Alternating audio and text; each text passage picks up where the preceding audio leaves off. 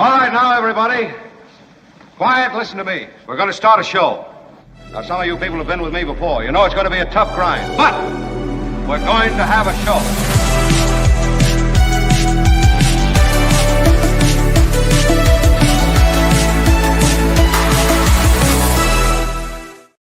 And hello all. What an exciting day. We got a lot of news today, much of it coming from the weekend's events.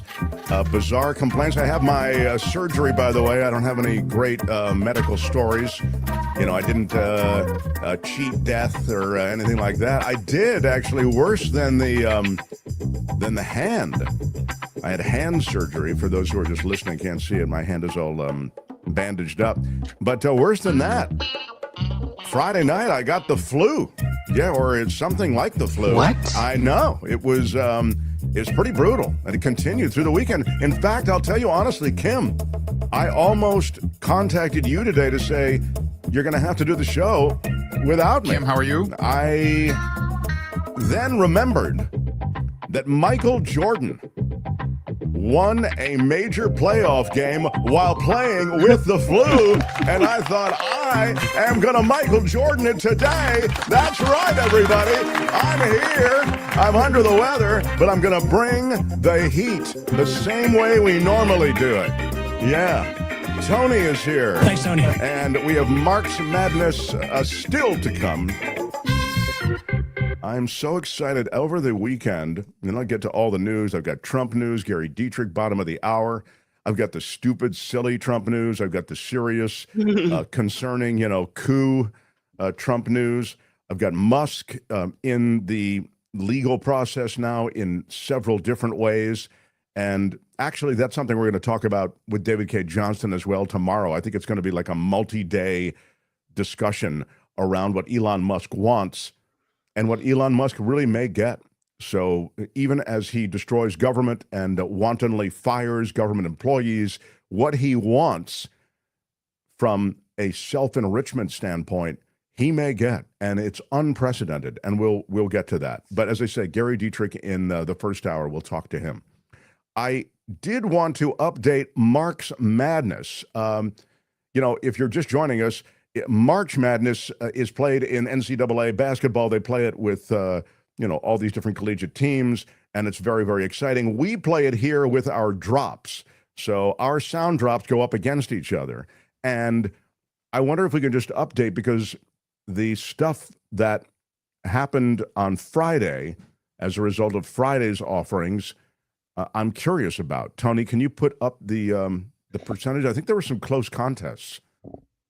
This is what happened in Mark's Madness. You vote in Mark's Madness. You don't have to be part of anything or sign up for anything or even, pay anything.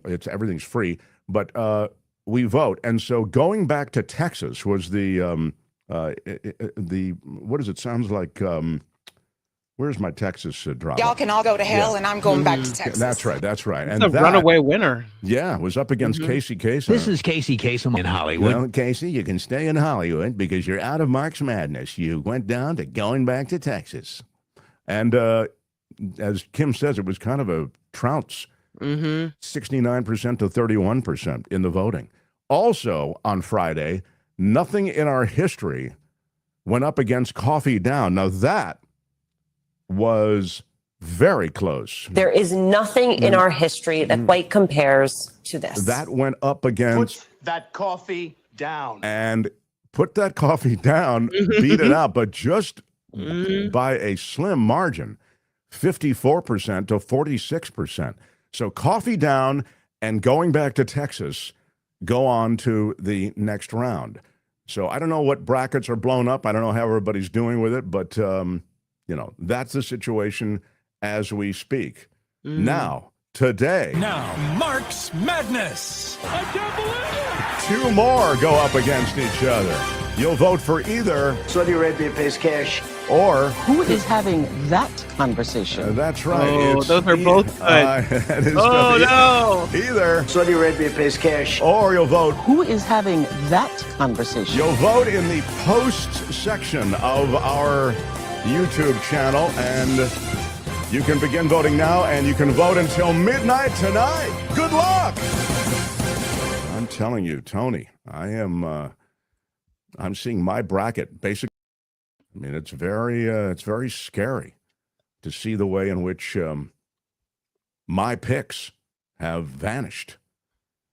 I still am alive in a couple of ways, but I hate those bracket busters when they hit early.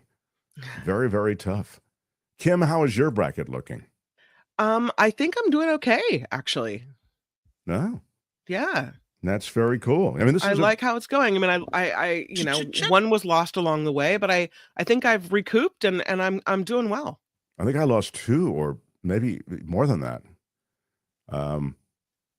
Still to come. This is all still, you know, first round action in March Madness. I could really take this whole thing, I think. What? By the way, what was a drop that was in the tournament last year, not in the tournament this year. So anyway, thank you guys, everybody who's participating, everybody who's voted. Again, you can vote in the posts section of our YouTube channel, and onward we go. The Mark Thompson Show. Well, it is, as I said, it's really been one of those weekends where a lot of stuff's been going on, and much of it happened even Friday when we got off the air. I like to start with sort of a lighter Trump story. This might fall into chunk of Trump, come to think of it, don't you think, Kim? I do. Because it is sort of lighter. Tony, can you rally a chunk of Trump? Yeah. Because I think chunky. when you hear it, you'll realize why it needs to be in chunk of Trump. Here it is, my friends. This is your chunk of Trump. Open wide. Ready? Here comes your chunk of Trump. It's my favorite food. With your first bite, here's Mark Thompson. I have a feeling it's going to be beautiful. Lord and Savior President Trump is not pleased with his official portrait in the Colorado State Capitol building. No. I mean, that is pretty. What? I know. I mean, you know, it's not like he passes that portrait every day. I'll just put it that way. Just yesterday, Trump made a post ripping the portrait, called it purposely distorted. He is blaming the portrait on the state's Democratic governor, calling on him to take it down. He says the governor should be ashamed of himself. Why are you yelling? But it was actually Republicans who led the efforts to get Trump's portrait hanging in the state capitol. They started that effort back in 2018. So it looks a little old timey, but I don't think it doesn't like have devil horns or a mustache or anything. He looks normal. What's wrong with that? It looks a little cheeky. I mean, meaning a little like I can see it looks like it adds some weight to him, maybe around his face, like rounds his face off a little bit. And the hair, I don't know. It's not bad. I agree with Kim. It's not super bad. I don't, you know, I think it looks like I don't him. think it's bad. Yeah. It's a very like normal presidential portrait. I don't see what's wrong with it. I think he's complaining for no reason. Yeah. It's not like him, but apparently he must want them all to look like the mugshot where he looks like a big, you know, tough guy, like belligerent or something. Yeah. I don't know. Everything about Trump really likes the mobster kind of profile. And this is sort of, this looks like the guy who'd be working 3 rungs down from the mob boss. You know, he'd be one of the little mob chiefs, you know. But it looks like normal to me. I don't know. I agree. But Tony again, and it looks a little fleshy and the jowls maybe. Okay. Yeah, that's what I'm talking about when I talk about. And again, it's in the Colorado State Capitol. So again, I mean, who but cares? meantime, I mean, lest that take all the attention, there is this, the White House egg roll, where they do it for Easter, the Easter egg roll. Yeah. They're looking this year unprecedented. These are unprecedented times, Kim. I don't know if you're aware of that. The White House is looking for a sponsor for the Easter egg roll. It's they're offering sponsorships from $75,000 to $200,000 with the promise of logo and branding opportunities. Are they going to hang a corporate banner from the West Wing? What's happening? It's all negotiable. Negotiable. The egg roll Again, the Easter egg roll, which began during the Rutherford B. Hayes administration in 1878, has long been privately funded without even taxpayer dollars involved, largely through the American Egg Board, which also provides the tens of thousands of eggs that are needed for this event. And all the money then goes to the White House Historical Association if anything is left over. But the solicitation for sponsorships, as noted here, marks an unprecedented offering of corporate branding opportunities on White House grounds, which runs counter to long-established regulations prohibiting the use of public offices for private gain. It's Wow. It's so on brand, but that is what's happening. So Karen Cooper says tacky, tacky, tacky. Will it be the White House, Chevron, SpaceX, egg roll 2025? it's the Taco Bell White House egg roll. Yeah. Welcome. Thanks to our sponsors, Taco Bell, SpaceX, Tesla. Right, exactly. Even the bunny looks a little bit surprised by the whole thing. We have a picture of What's going on? of Trump speaking at the last one that he was presiding over. Vilma says now even the egg roll is transactional. Even the egg roll is transactional, says Vilma. That's exactly right. Everything is for sale with this president. That is your chunk of Trump. That's it for this edition. Well, I really enjoyed it. But make sure to join us again next time I think you might want to listen. There's nothing wrong with listening. for another chunk of Trump. I will wade into the heavier Trump stuff, not the least of which is the threatening protesters with deportation should they be protesting Tesla. But this is sort of I would say sort of the pivot or segue story, because to me, one of the most striking aspects of the Trump presidency is the way in which an entire group of congresspeople and other political functionaries have totally supplicated themselves to this man. It's incredible how they've completely surrendered to Donald Trump. But that isn't even enough. What they're doing, and you'll learn in just a moment as I tell you, is they are going even farther than that. It's not enough just to surrender so he can get his ways. It's let me show you, Mr. President, how much your adoration is a part of my life and my world moving forward. And so naming an airport after Trump, renaming Dulles Airport, putting his face on Mount Rushmore, putting his face on the $100 bill, these are all legitimate things that have been forwarded in Congress. The people behind it, it's really one guy who's brought a lot of stuff, right, Kim? It's this Brandon Gill. He's a Texas congressperson. Yep. And he really likes Trump a lot. He really does. And he wants to tell him. He wants to show him. He thinks that President Trump's face should be on the $100 bill.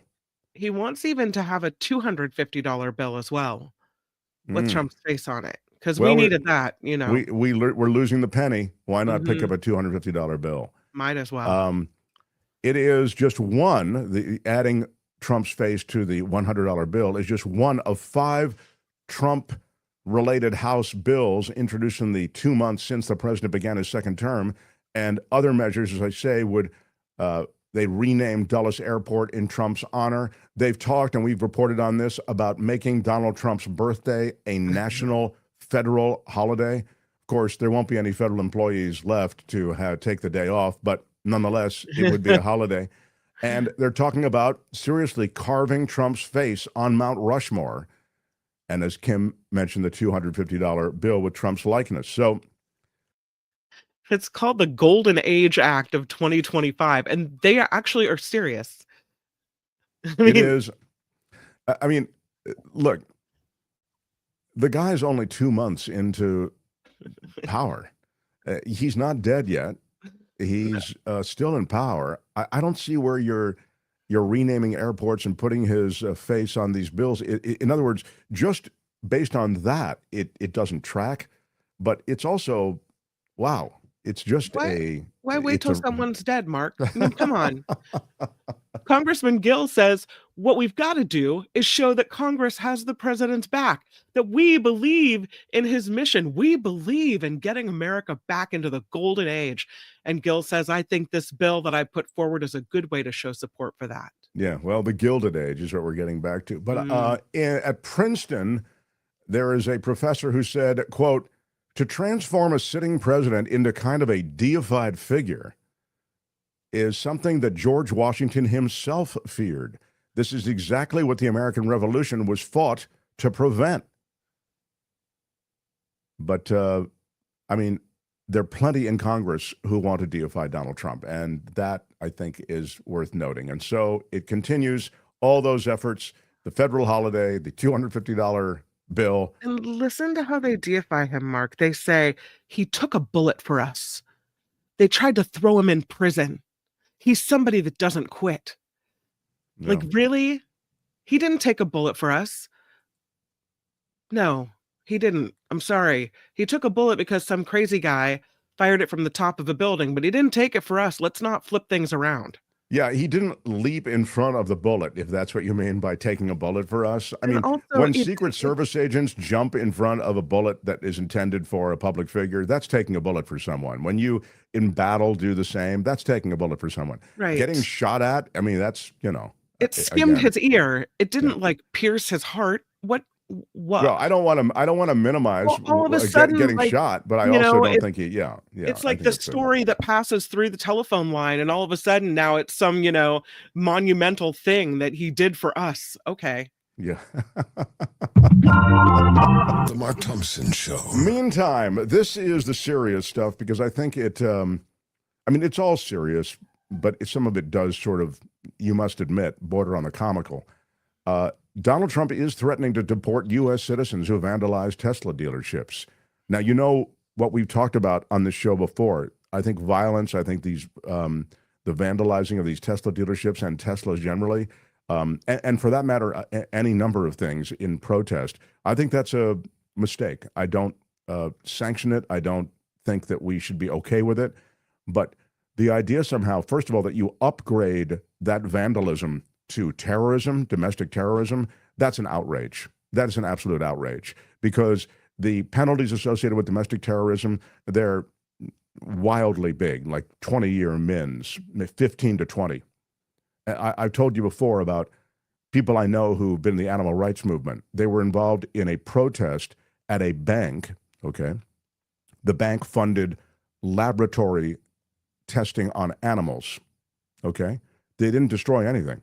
They were just protesting, but they were getting between the lab and the bank, and they did a whole campaign against the bank, bringing to the public's profile the fact that this bank is involved in supporting animal testing, that it funds these horrifying tests.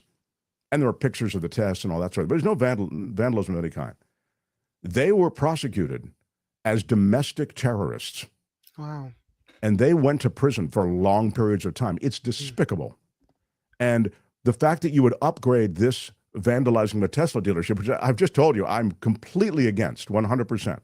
The idea that you would upgrade that to domestic terrorism is already an affront to the rule of law.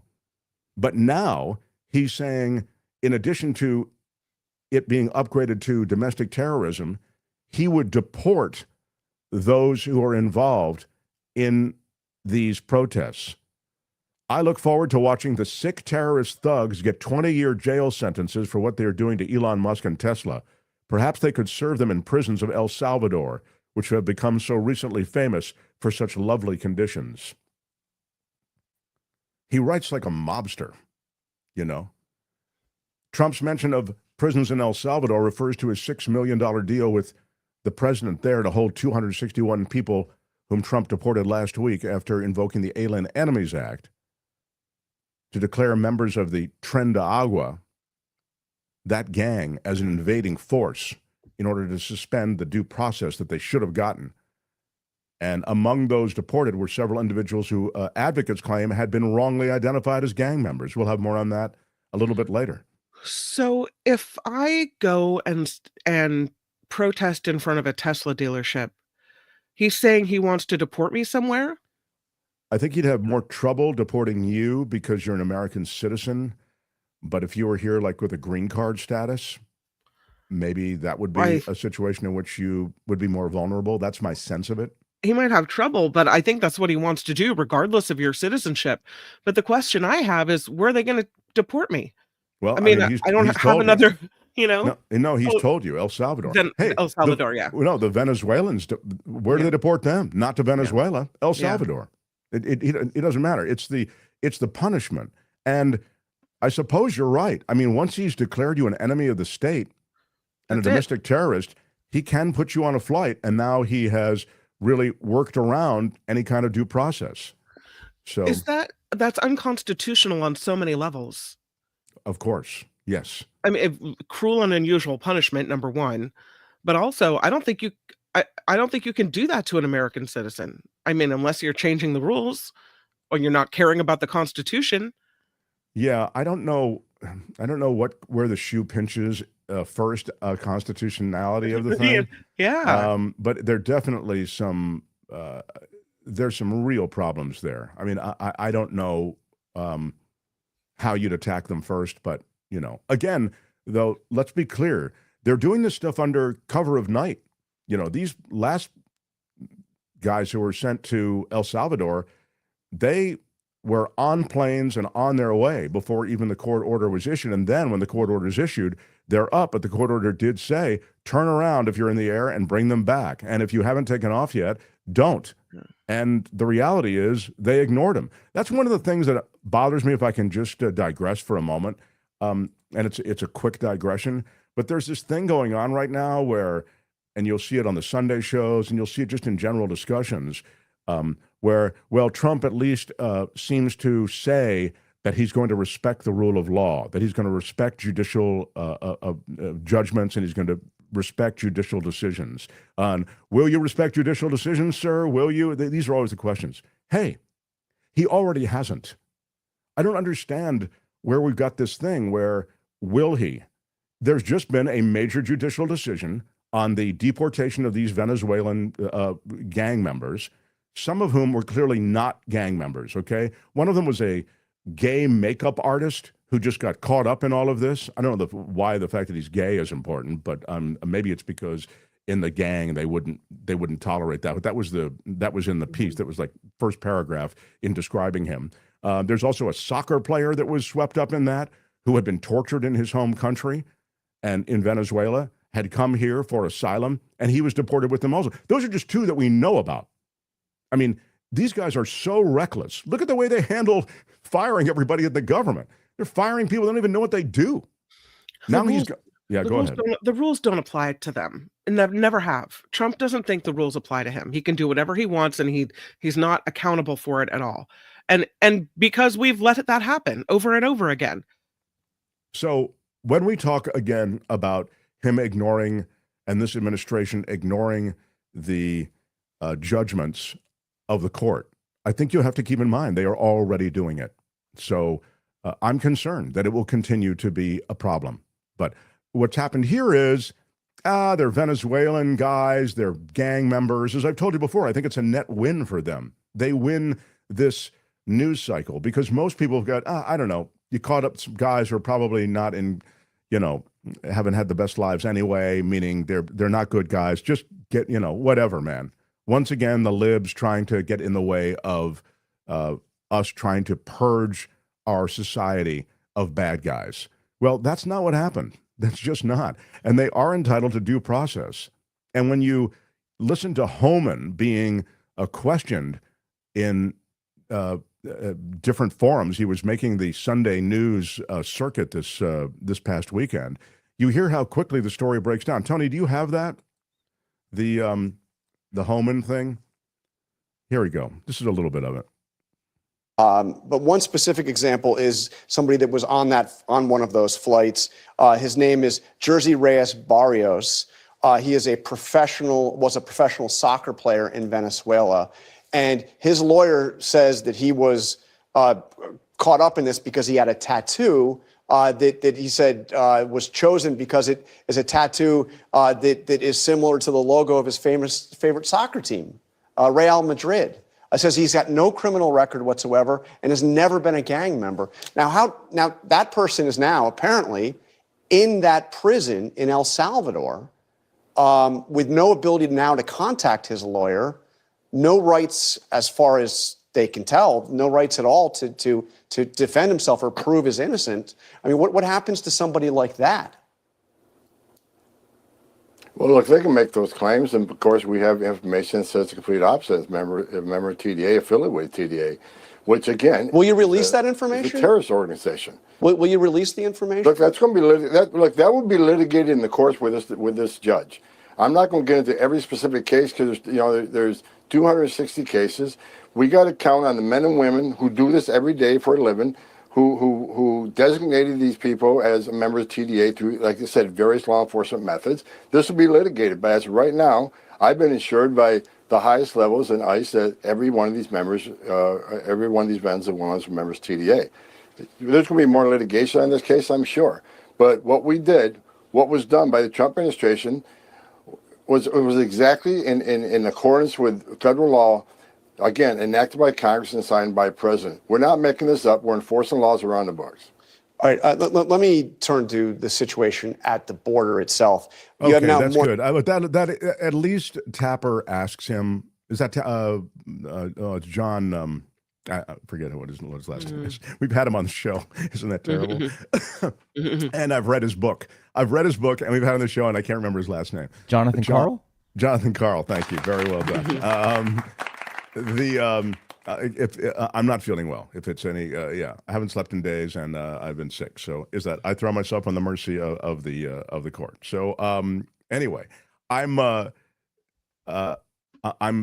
glad we got to that. I'm glad he's at least being questioned on that. Let me double back to Kim's point because it is true. I was kind of once again maybe sane washing in a weird way Trump's bizarre announcement. But Trump did say he would deport U.S. citizens as well who vandalized Tesla dealerships. So you're right, Kim. So it's crazy. As if we don't have due process in this country, as if there's not already a system in place to deal with people. He wants to shuffle people off to this prison in whatever, El Salvador. And what gets me about this is that they're so gleeful about how brutal this prison is. So you know how awful it is, and you want to take American citizens and shuffle them down to be treated not like American citizens, because that's not how we do jail in this country. Well, they want to get everybody to understand that you don't mess with the king. And they're doing it. And the other way they're doing it is they're going after law firms. And when you do that, you begin to get at another mechanism by which this administration can be held to account. And any administration can be held to account, right? The courts. But he has cowed a major law firm in Washington. And there are others. Now, there's another law firm in Washington that's standing up to him. But the minute you get one to submit, and now they're going to do $40 million worth of pro bono work for him for Trump-related causes, is what the settlement stated. The minute you get one to capitulate like that, you end up essentially sending the message that there won't be a united front among law firms and lawyers. Everybody's scared of what could happen. So the deportation threat is all part of instilling fear in us, and it works. And so this kind of mobster approach is very effective for Trump. Now, his Commerce Secretary, Lutnick, appeared on a podcast and made a statement about Social Security, which was bizarre. And it speaks to, now you understand Lutnick's a billionaire, okay? And it speaks to how these billionaires maybe lose track of those who need Social Security. Do you have the little clip, Tony? This is essentially what was said. Let's say Social Security didn't send out their checks this month. My mother-in-law, who's 94, she wouldn't call and complain. She just wouldn't. She'd think something got messed up, and she'll get it next month. Yeah. A fraudster always makes the loudest noise, screaming, yelling, and complaining. And all the guys who did PayPal, like Elon knows this by heart, right? Anybody who's been in the payment system and the process system knows the easiest way to find the fraudster is to stop payments and listen. Yeah. Because whoever screams is the one stealing. That's so ridiculous.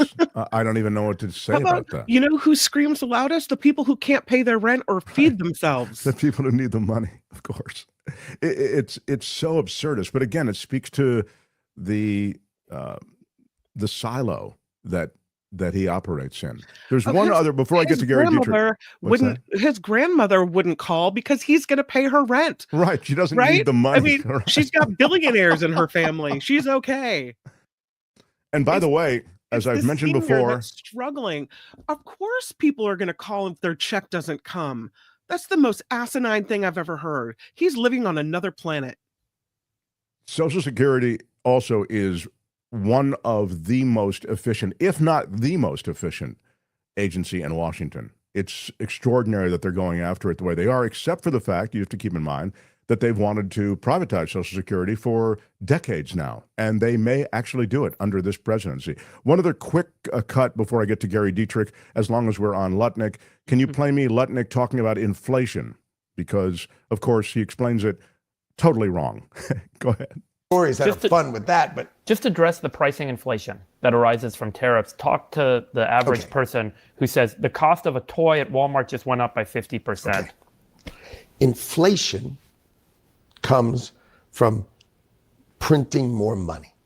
Okay, let's say the United States of America had $1 trillion. That's all we had.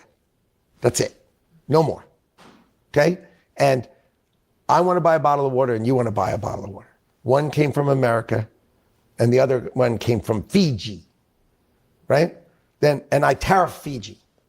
Then that water is $1.25 and this water is $1. That's not inflation. That means that one's more expensive. But I can choose to buy this one. Right. Okay? So you're right. This toy might be more expensive and that toy's not. I get it. But that's not inflation. No. Here's inflation. Snap my fingers. Now we have $2 trillion. Right? That water's $1.50. That water's $1.25. Yeah, everything's more expensive. That's inflation. Okay? So inflation without tariffs is everything's $1.25. Now what inflation with tariffs is $1.25, right? And $1.50. And so you have to understand inflation doesn't come from tariffs.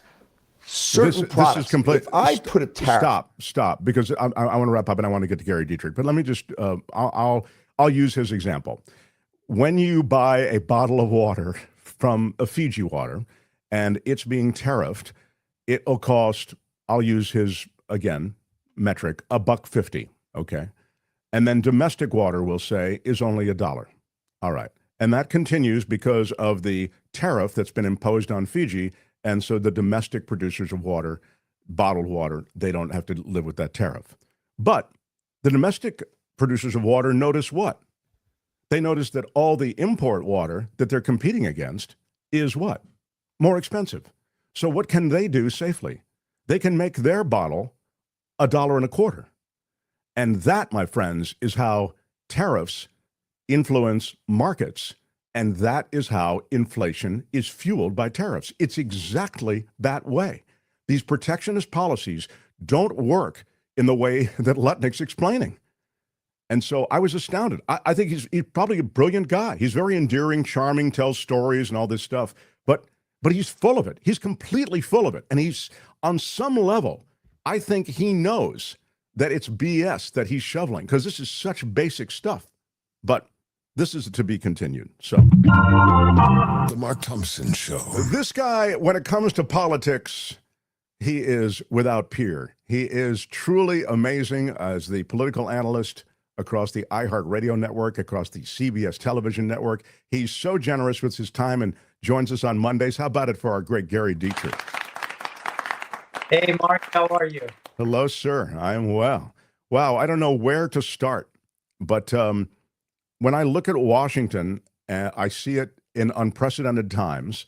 I see the layoffs and discharge of tens of thousands of federal workers, and now some of that is being challenged in court. And then it's worth noting that in recent polling, and I imagine you're going to tell me don't pay any attention to the polling, but some of these things that Trump voters are polled on are actually not as popular as he may think. Meaning immigration, I was seeing in a poll this morning, still polls pretty well, like his tough stand on immigration. But virtually everything else, the tariffs, the economy, he's underwater. I mean, beginning to be underwater. Don't get me wrong. I mean, but I wonder if you can just speak to everything going on and then just the political side and the political calculus of it. Yeah. Okay. So I heard the Lutnick conversation a little bit before you brought me in too, Mark. So let me do this. Let me break this in half. Okay. By the way, polling is significant. Let me get to that second on the political side. Okay. Okay. Let's start with the hard metrics of the economy first. All right. Let's start with inflation. Let's start with interest rates. Those are the two big drivers. Well, and inflation, I'm just going to use inflation as pricing more generally, gas pricing, food pricing, everything, okay? Those numbers are very important. They drive everything politically. I mean, let's go back to the now world famous, not just nationally famous, It's the Economy Stupid in 92 with the Clinton people.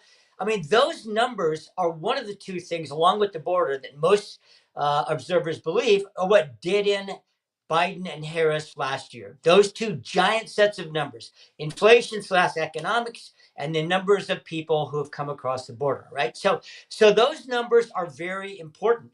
And we're going to know, Mark, we are going to know in the next 6 to 12 months, does inflation go up or does it not? All right. And does interest rates come down or do they not? I mean, the Feds put a pause, as you know, on an interest rate cut because they say they're concerned about inflation.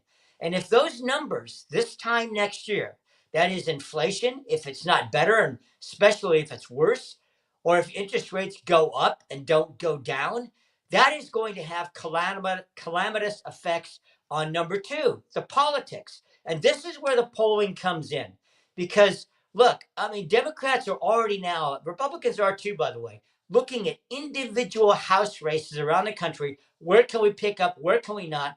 Dems right now, they only need 3 seats out of 435 to flip that chamber. So these numbers, the hard economic numbers and the polling numbers, both now and especially a year from now, Mark, are going to be exceptionally important to everybody across the political spectrum.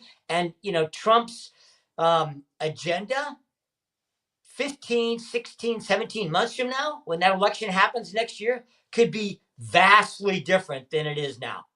You think he is sensitive? And I know there's no way for you to really know this, but based on just your study of him, and we had an entire administration under his control, he is sensitive to political trade winds, which way they're blowing, right? Oh, I think his people are very much that way, and he is as well. What's interesting, and both sides do this, but if the polls aren't good for them, well, we don't pay any attention to the polls. They do. Of course they do. And they have their own internal polling on. So Trump loves to, not only state, but, we know this, inflate poll numbers when he says they're good for him and negate them or said it's fake news when they're not. And most politicians do this. He's probably the grand master of them all when it comes to this stuff. All right. But they know. And he knows very well his people are not idiots. I mean, they know that, again, this time next year, if those polling numbers are looking bad going into that midterm election and he loses control of that House, it's game over in terms of any major moves in the last 2 years of his presidency. He's certainly been able to do a lot without the House. I mean, sort of just allowing the executive to do what he wants seems to be the coin of the realm in the House right now. They are completely, it would seem, I mean, up to and including, and perhaps first off, the hiring or the inclusion of Elon Musk to reshape government. I mean, it's unlike anything. I mean, if Biden had just brought in some guy, a rich guy, I mean, George Soros, and said, George has great ideas. We're going to have him look at efficiency in government, and there are going to be some changes. And all of a sudden, he started, slashing and burning the way it's really been done in a kind of a reckless, wanton fashion. And I say that not again as a partisan, but because that they're trying to claw back a lot of the people that they let go. So I mean, that lets me know it's not being done a very in a way that would reflect any kind of perspective that's healthy. So I'm just wondering, gosh, when you talk about the House, I wonder to what extent. You're probably right. Like if he loses control of the House, that is to say he and the GOP, then you're going to have a House majority that will step up, is kind of what you're saying? Oh, yeah, totally, Mark. And they're going to step up in all the ways we've seen in the past, right? Number one, people need to remember all fiscal measures begin in the House of Representatives. That is the budgeting process starts there. And let's just parenthetically give Mike Johnson some political kudos. He's pulled some rabbits out of his hat in the last couple of months to get, for example, that continuing resolution through. I mean, that thing was on its, on his deathbed, and then they pulled that thing out of the fire and it's passed. But make no mistake about it, despite the executive orders, which of course the judiciary is now wreaking havoc on all these executive orders, leading to what you're talking about, Mark, which is having the administration having to reinstate a lot of these people, having to bring a lot of these people back because of these judicial decisions, or at least temporary ones. But the big kahuna sitting out there is this massive, comprehensive piece of legislation the Republicans desperately want to get passed ASAP, yes, through the House and the Senate, to deal with Trump's tax cuts, making those permanent, making the border changes permanent, changing some significantly energy policies. That's the big thing sitting out there. One gigantic, sometimes they call it the mother of all bills, right? Or this big, beautiful bill, whatever you want to call it. Or in the Senate's case, they want to do it in two bills. It doesn't matter.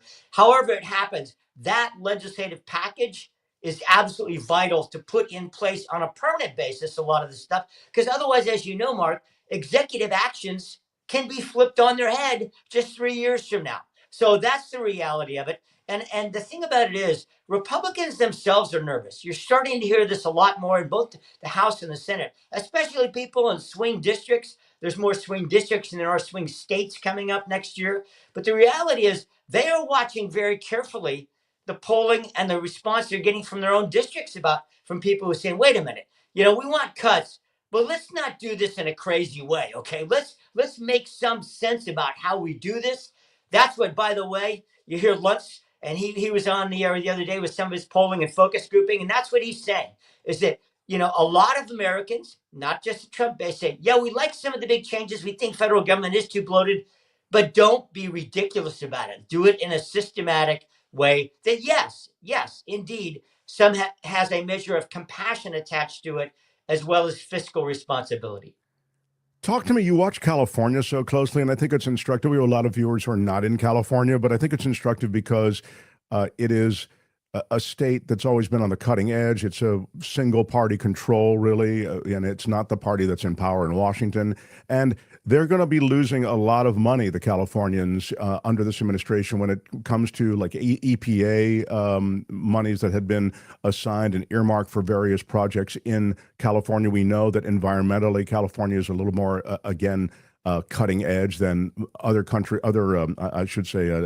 states in the country. And so I wonder if you can speak to what's happening with all of those monies. I mean, it's a significant amount of money that California may or may not have any longer, particularly when it comes to the environment.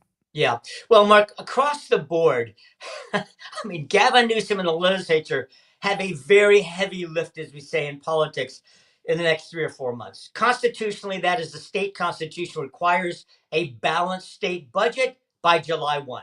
And now there's some repercussions in place now. Legislators don't get paid if they don't have it passed and all this stuff. Okay, but the bottom line is this.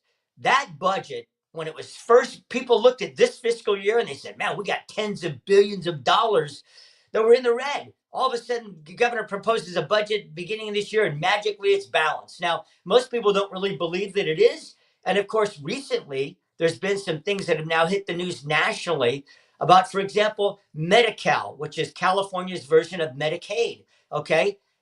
Governor said we need a $3.5 billion loan to that program, he told the legislature, to keep it fiscally solvent for a couple of months. Now he said, I need another $2.4 billion between now and the end of the fiscal year on June 30th to pay all the bills. Well, you're talking $6 billion right there in this fiscal year. Okay. So, and that's just in medical care. And there, some of that's associated with the fact that the California legislature, starting under Jerry Brown as well, 10 years ago, started including undocumented folks in their eligibility for Medi-Cal. It's remarkable to look at these numbers, Mark. Half of California children are covered by Medi-Cal.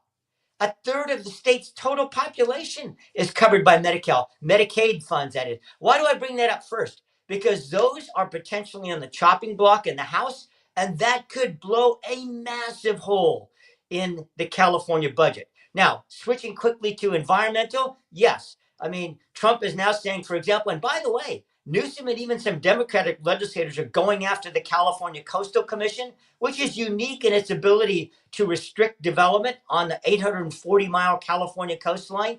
And they're notoriously difficult. Yeah, and it's far more powerful than any other entity like it in other states. So there too, Trump has said, we're going to withhold some of this LA rebuilding money if you don't reform that, because there are many people who believe that even if funding gets out there, the Coastal Commission could take years to approve some of this rebuilding, especially in the Palisades. Yeah, that's extraordinary. That's a nice kind of round the horn on what's happening. And I hadn't even thought of the Palisades money, but that is, it would seem, being doled out with contingencies, which is something that they had talked about. It's interesting because, again, I feel as though as a blue state, California is maybe owning a lot of ire from Trump and his people who see things really red, blue, purely. California is owning a little bit more of that hostility than perhaps other states might, facing down similar disasters. Well, the reality, too, is just sheer raw numbers, Mark. I mean, 10% of the U.S. population is in California, okay? And a massive part of federal spending, thus, comes to California because of that, right? I mean, the amount we get from Medicaid is far bigger than other states. Why? Simply because of our population numbers, right? And the size and scope of the industries that also are affected. Most people don't know, for example, that California is by far the largest agricultural state in the union. 150 different products that, you know, have billions and billions of dollars of not only income into the state, but trade impacts. A lot of California rice goes to the Far East. A lot of people don't know that California rice gets shipped to Asia. Yes, it does, because it's a specific kind of rice. And so there's just a lot of things that people don't realize that California, you know, in the past, and increasingly will be so now, aerospace dollars, new big Boeing budget for this new F-47 fighter. How much of that is going to go to Southern California? I mean, there's just a whole host of things that, you know, California draws from. And so that's why it's often under the microscope, especially fiscally. I like a man who knows the different kinds of rice, by the way. Gary Dietrich, everybody. I wanted to mention this. Phineas says, Mark, Newsom will be guilty of murder if he cuts Medi-Cal. I mean, that's the kind of feeling about anything related to Medi-Cal. You know, you're dealing with literally life and death. That's why it's a political hot potato, right? Well, let's also be clear so people understand how this does work. I think most people know this. If you walk into an emergency room, it does not matter. You could be from the planet Mars. You are legally entitled to medical care. You are. And if it's an emergency, right? I mean, it's not like, hey, you know what? I'd like to have X and Y, plastic surgery, but you're entitled to medical care. So hospitals are already required to do that. And they were pre the inclusion of, for example, undocumented folks in Medi-Cal. But when you start giving them full benefits, which include, by the way, under Medi-Cal, dental, vision, et cetera, when you start including under that preventive care, now you're talking about vast quantities of resources that were not encumbered prior to the inclusion. First, it was children, then they added seniors. Now it's anybody of any age could be, and regardless of immigration status, can get that. So are some of those, to Phineas's point, are some of those potentially life-threatening conditions? Yes, but they already would be entitled to receive life-preserving care. Does that make sense? Regardless of whether there was Medicaid funding or not. Sure. Here's a question or comment about the defense industry in California, something which you've watched through the years. Dietrich believes that F-47 work. That's the new plane, by the way, that they call it an F-47 is just like everybody is just has to just kiss Donald Trump's ring in one way or another. Dietrich believes that the F-47 work is going to be done in part in Southern California. Not going to happen, says Randy. Defense industry in California is essentially gone. Is that true or false? Well, Gary? there's a lot of truth to that in terms of the assembly portion of it. You know, the actual putting together. I mean, it's remarkable. Many people don't realize it, particularly starting in World War II. Southern California was a massive builder, especially of aircraft. And there's all kinds of interesting things. Even Walt Disney is a really interesting side note factor. It's just fun.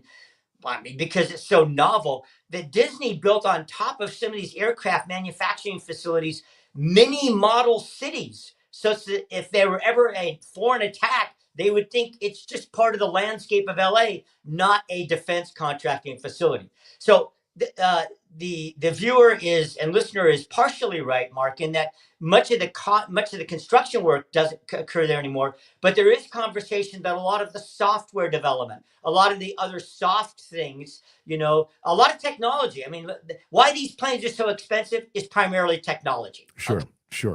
There's not a lot more metal that goes into them. There are some composite materials that make them unusual, but it's really all the technology. And yes, some of that could well come from not just Southern California, but parts of it out of Silicon Valley. Gary, in our last minute, anything that we're losing the plot on that we should keep an eye on in your judgment? Well, I'll tell you, there's one person. We could get into the Kamala Harris, Gavin Newsom deal and her running for governor, him president. Let's save that for another time. But Okay. There's one person that people are watching right now, and it's very interesting. Is Nancy Pelosi going to retire? She is seen still as the power behind the throne.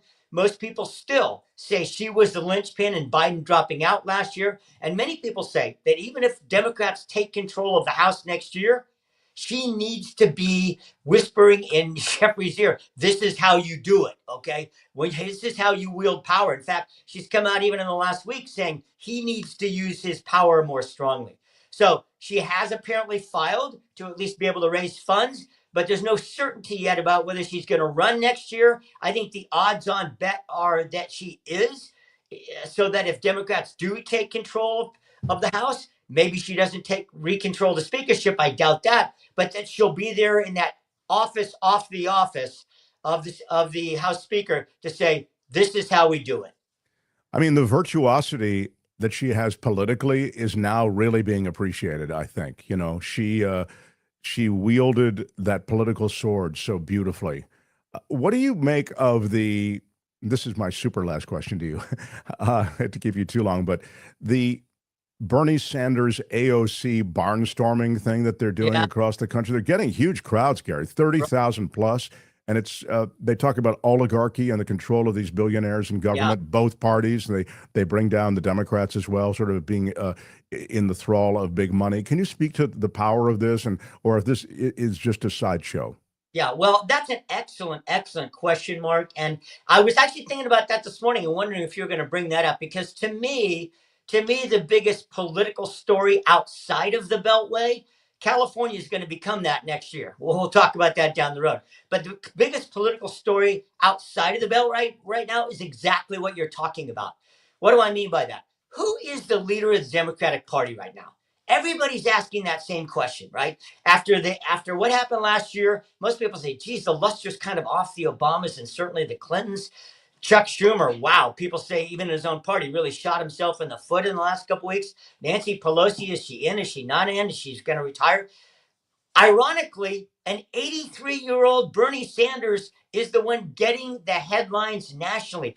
30,000 people he attracted to a non-election year rally, with AOC. And right now, is she going to take on Chuck Schumer? I would say those two individuals, at least from a national perspective, are really driving the agenda in terms of the opposition party to the Trump administration. Does AOC run against Schumer? Well, there's a lot of people that want her to, including California Congressman Ro Khanna has been not too bashful about saying, yeah, probably so many words, she probably should.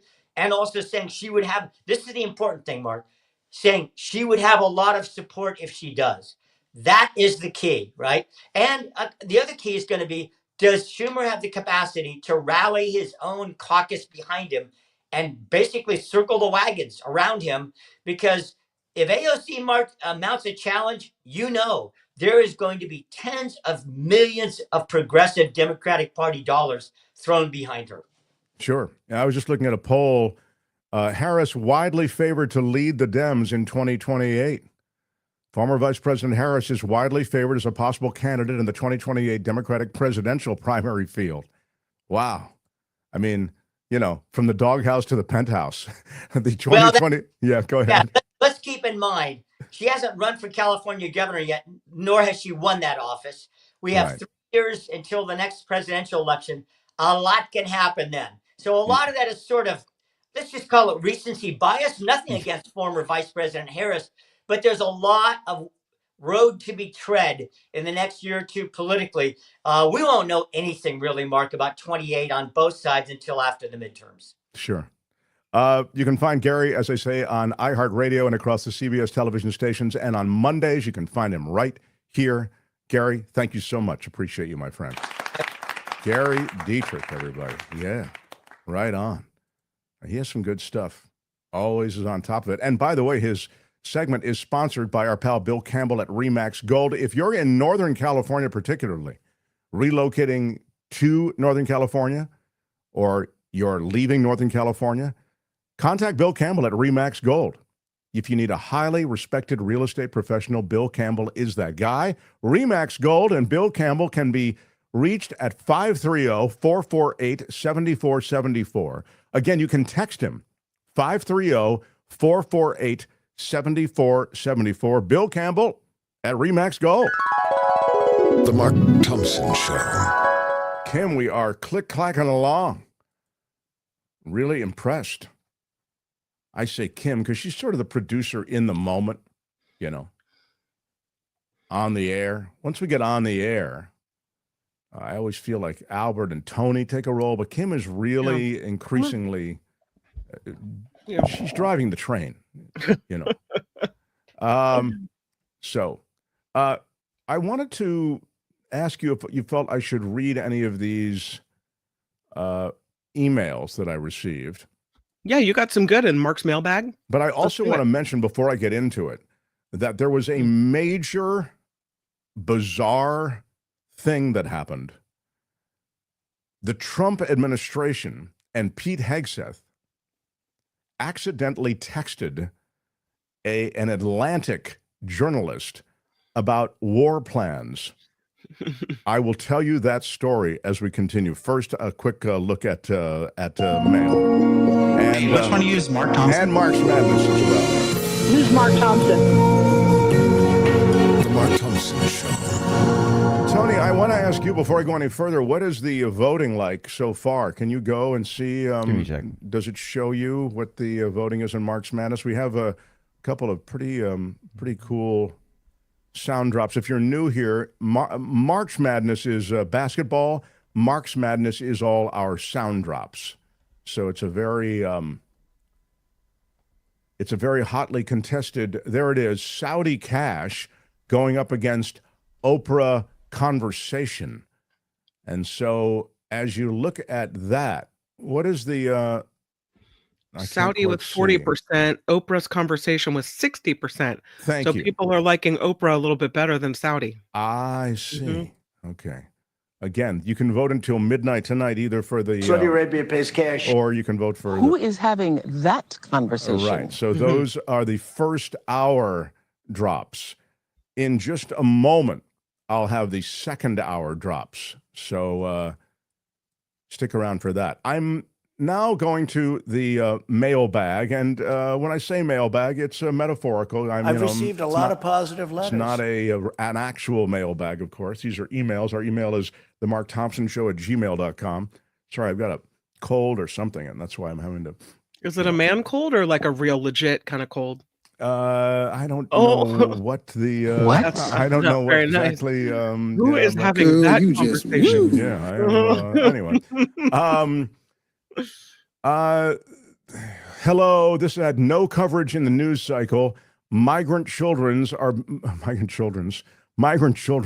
should be, are being told by the Trump administration that they must represent themselves in court. Grateful if you would please consider covering. That's from Lori. And by the way, I did post this on my social, and not that my social is very influential at all. I'm not really super active, but I did post it because it's heartbreaking to me.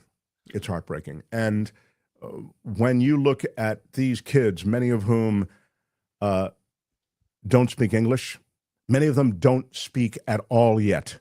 They're that young. That they would have no representation in an immigration court, I can only say it's heartbreaking. And I mean, what kind of monster do you have to be to not have your heart broken for these kids? I'm sorry. It's horrible. But this is what's happening. The new administration, the Trump administration, is removing the mechanisms by which those kids would be assigned attorneys to help them through the immigration process. So thank you, Lori. I did see the story. I noted the story across social media, but we haven't yet had a chance to do it on the show, and I'm glad that you reached out.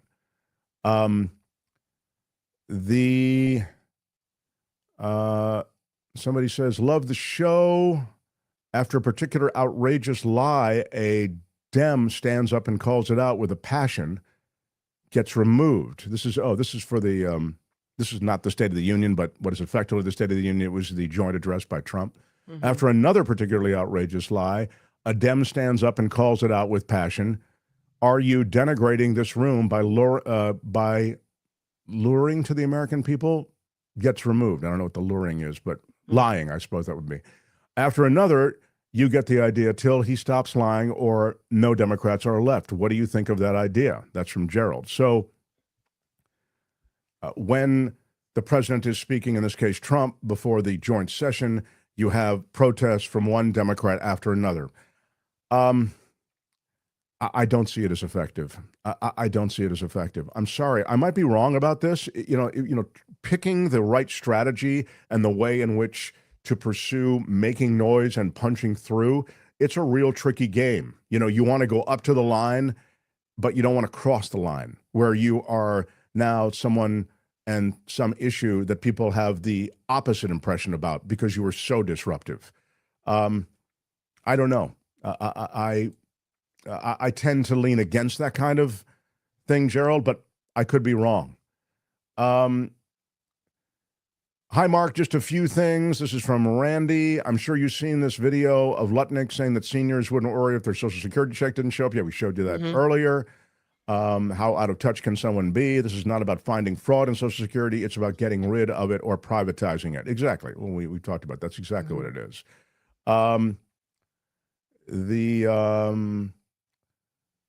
Regarding the Department of Education, I see that Trump announced that the Small Business Administration would take over the management of student loans and HHS would take over all management of kids' meals and such. Sure, as if either of those are going to work. Just leave the Department of Education open to handle things like that and whatever else is deemed necessary to continue. But this isn't about anything but making a show of closing the Department of Education, which has been a Republican goal for decades. Of course, that's true. The announcement is what they play. They play the pronouncements and the announcements. That is really who Trump is. He's a media figure, so he loves being in the media with an announcement like that. So I agree with you. And check out the New Rules segment of Bill Maher's show this past Friday. He went off on the issue of where is all the fraud, waste, and abuse that is supposed to be found in the Defense Department. And he also mentions the Department of Homeland Security. Thank you, Randy from San Jose, California. I appreciate that, and I did watch that because you told me to watch it, the Maher thing. And yeah, we've said it on the show before. Go across the Potomac. You can't find a more wasteful institution in Washington than the Pentagon. You can't find it. I mean, if you really just want to do what Trump and Musk are doing, which is just slashing and going through and firing everybody you see and getting rid of every program, no matter what it is, you almost could get away with that at the Pentagon. I mean, it's so wasteful. And most of the money never leaves the Beltway. I mean, most of the money is pushed between defense contractors. It's an extraordinary game that's played. So if you want to talk about, all the schemes that Musk talks about, it's not at Social Security, it's not at EPA, it's not at USAID. Those are infinitesimally small budgets. It's at the Pentagon. So yes, thank you for that. Hi, Mark. Hope the hand feels okay. I just wanted to see if you and your crew could help me. I like to send segments of your show to friends, often David Katz. Usually when it's first posted, you can do that in videos. But if it's not there, I go to playlists, but they are listed in oldest first. I think there's no option to sort to most recent. That would be helpful. Tony, do we have a most recent option on that playlist thing or not? Let me look into that. Yeah, we'll look into it for... I'll look into that. Yeah. I'll see what I can find out. I think playlist should be whatever is the last thing updated, but I don't know. Yeah, it should be most recent, but maybe it's not. Yeah. And it depends if me or Albert put it into a playlist, because if it doesn't, then it's only in the raw stuff. So he mentioned usually Michael... playlists we've only done for like guests and stuff like that, or reoccurring segments. So yeah. Outside of that, then it would be just the regular videos. Michael Snyder, the Culture Blaster, and it's worth noting, Michael Snyder's segment, we don't break out as a separate video anymore. We just, you have to find it in the live show, and then you can send that out with a timestamp and say, his reviews start at 1:46, whatever, an hour and 46 minutes in. And I can explain why we do that in a second. But it's cool that you share that stuff, and I want to make it easier for you. But the reason, and I'll tell you this quickly, and then we're going to move on.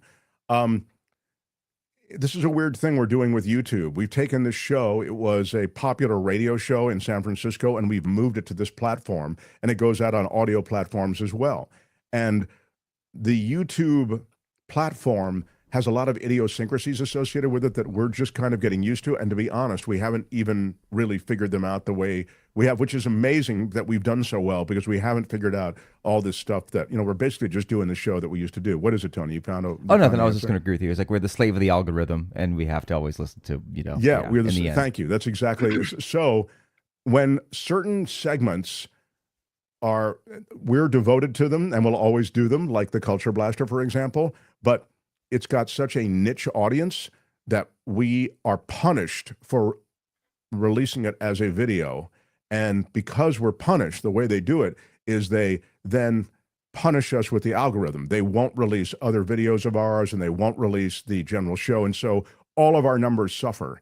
And since we're trying to, build revenue and make this an enterprise that's a real business, we just can't do it that way. So that's the reason, in the case of the Culture Blaster, we just had to stop releasing it as a separate video. But we love the Culture Blaster segments. We'll always do them. And you can find it on the live show on Friday. Okay, so you just have to be shared that way. Thank you very much for the video. Ray in Morgan Hill, California. Anybody else have anything before I move on? I saw Chaplain Fred popped in. Oh, Chaplain Fred. And here it is. Yeah. Can you read it? Because I'm trying to Sure. It says for $20, he throws down a $20 super chat. And he said, love it. Yeah. Hi, Mark. So sorry for not participating. I have been listening to your show as much as I can, and I love your show. Just a question. What do you think about Katie Porter running for governor? Bless your show, Mark. I love Katie Porter. I yield to no one in my love for Katie Porter. I think she's incredible. I'd love to see her win. I don't know if she has the true appeal. This is in California, everybody I think everybody knows she has a national profile as well. But I don't know in California if she could make it. On the other hand, I'd love to see her try. I really think she speaks truth to power. She speaks truth clearly. She cuts through. She's got her own thing with the whiteboard deal. I mean, it works, So I love Katie Porter. Love that you love her, because I think we need more people. I think, I was going to say more people sort of purity, but people who are not into self-enrichment. I mean, there's a whole wave now in Washington where I feel like it's a power grab and a money grab. And I don't think that Katie Porter is one of those people. She's one of the truly great legislators that we have. So I'd love to see her governor. Yeah, really, really cool. Great. Maud comes in with $25 and says, before I get deported, have some support. Please don't deport Maud. No. We would have everybody at the airport throwing ourselves down on the tarmac to prevent you from being deported. Wow. Yeah, I'm looking at the whiteboard of truth. Exactly, Luis. Exactly right. Yeah. Thank you, guys. The ways in which you support this show, it's Patreon, PayPal, and it's in Super Chats and Super Stickers. So getting gold bars is wrong, Mark, says shadow producer Calvin White. It's not recommended, but we have the equivalent of gold bars. There is as you know, a meme coin. The president has a meme coin. His wife has a meme coin. Yes, Katie, no more centrist grifters. Cali is run by corrupt establishment Dems. It's true. I mean, I think that there's truth to that. I think every state is run by corrupt political coalitions, honestly, because of money, And now I think it's just worse than ever. So, I mean, Citizens United, which allowed corporate donations to act as speech, that was the ruling in Citizens United from the Supreme Court. That looks almost quaint now, okay? Because look at what's happening with the Trump administration. They're just dumping money on him. There was $1 million ahead from all those guys who wanted to attend the inauguration, from Zucker to Bezos, et cetera. And then, isn't that his name, Zucker? What's his name? Zuckerberg? Zuckerberg, yeah. And then look at what's happening now. The administration showered in money. There are all kinds of ways you can shovel money to this administration. I mentioned the meme coin. It's a terrific way to shovel money to the administration. It's completely untraceable. So the world of corruption in politics is reaching sort of high art now. So, The Mark Thompson Show. I will tell you the story of a journalist who was texted mistakenly, included in a group text, war plans from the U.S. I'll tell you that in a moment, but first... Now, Mark's Madness. I can't believe it! Hour 2 of Mark's Madness will pit these two sound drops against each other. You'll vote for either. We have processes and protocols and standards. Or... we could try ignoring it, sir.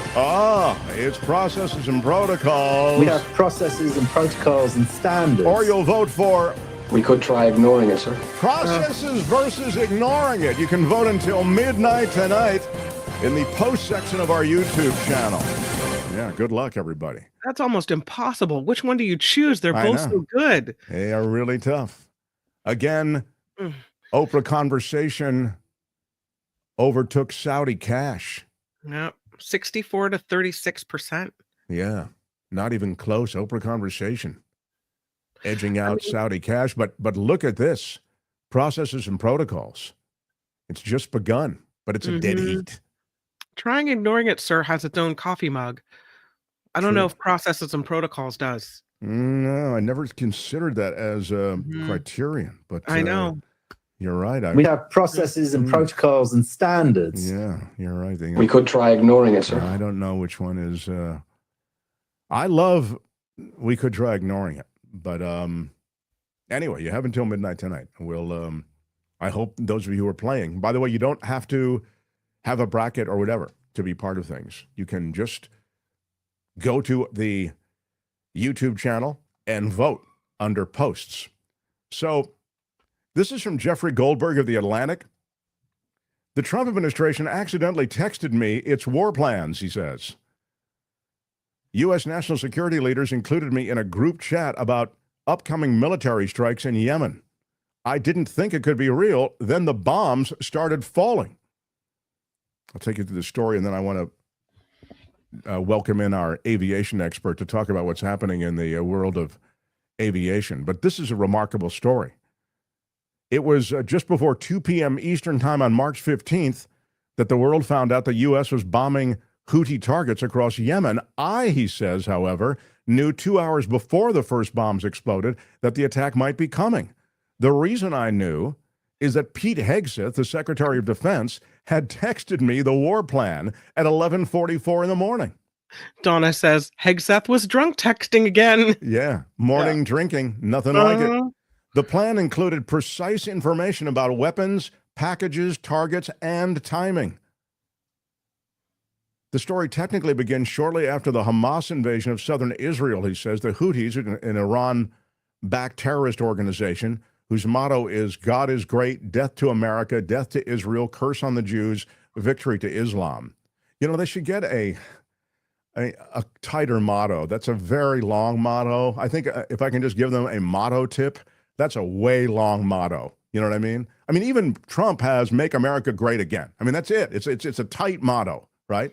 This is God is great, death to America, death to Israel, curse on the Jews, victory to Islam. It's just, maybe it sounds better in the native language. But in any case, the Houthis soon launched attacks on Israel and on international shipping, creating a havoc for global trade. And the Biden administration was ineffective in countering these Houthi attacks. So the incoming administration, the Trump administration, promised a tougher response. And this is where Pete Hegseth and I come in, he says. On Tuesday, March 11th, I got a connection request on Signal from a user identified as Michael Waltz. Signal is an open source encrypted messaging service popular with journalists and others who seek more privacy than other text messaging services are capable of delivering. I assumed that the Michael Waltz in question was President Donald Trump's national security advisor. I did not assume, however, that the request was from the actual Michael Waltz. I've met him in the past, and though I didn't find it particularly strange that he might be reaching out to me, I did think it's somewhat unusual given the administration's contentious relationship with journalists. It goes on. I accepted the connection request, hoping that this was the actual national security advisor and that he wanted to chat about Ukraine or Iran or some other important matter. 2 days later, I received a notice that I was to be included in a Signal chat group called the Houthi PC Small Group. A message to the group from Michael Waltz read as follows: Team, establishing a principals group for coordination on Houthis, particularly for over the next 72 hours. My deputy, Alex Wong, is pulling together a Tiger team at deputy's agency chief of staff level, following up the meeting in the sit room for action items, and will be sending that out later this evening. Please provide the best staff POC from your team for us to coordinate with over the next couple of days and over the weekend. So this gets into some of further into the weeds, but it essentially is what they're talking about is a group of people, the senior most national security officials, including the secretaries of defense, state, and the Treasury, as well as the director of the CIA, who are all going to be in this. And this guy had never been invited to the White House or a principals committee meeting or anything. He just got folded in by accident and referenced in everything as he goes on. J.D. Vance, TG, presumably Tulsi Gabbard. There is all of this information from Treasury as well. Wow. And no one's looking at who or verifying who's on the list. That's crazy. It's so typical. This is just the gang that couldn't shoot straight. But then Hegseth weighs in on various policy things, like waiting a few weeks or a month does not fundamentally change the calculus of the region. 2 immediate risks on waiting, leaks, Israel, etc. And then ultimately he gets this detailed text about what's happening with a Houthi bombing mission. And then, by the way, what I've left out, I mean, I've talked about the military, is they just go off on Europe and some of the European leadership. Don't they, Kim? I mean, it's incredible. I mean, they, within this closed group, sort of share their view of the world. And it's a pretty extreme one. So, Wild. You know, J.D. Vance writes, Pete, if you think we should do it, let's get going. I just hate bailing Europe out again. Let's make sure our messaging is tight here. And if there are things we can do up front to minimize risk to Saudi oil facilities, we should. Hegseth says to the vice president, I fully share your loathing of European freeloading. It's pathetic, but Mike is correct. We are the ones on the planet, on our side of the ledger, who can do this. Nobody else even close. Question is timing. And then it goes on. Is that a my bad? I'm sorry. What do you think about that? I think this is a huge screw up. I really do. And were Trump at all concerned with it, you would have a major meeting about this, don't you think? I think you go full tubing on this. It was wrong. It was stupid, and I'm trying to be a better person. I think that is full tubing on this one. You can't impeach an appointed cabinet member, can you? I don't think so. I think they have to be fired by the president. He'd have to be fired, Yeah. Or she'd have to be fired, as it turns out. But anyway, but nonetheless, it's the bizarro story of the morning. So I share it with you this afternoon. So, hey, which one do you use, Mark Thompson? Use Mark Thompson. The Mark Thompson Show.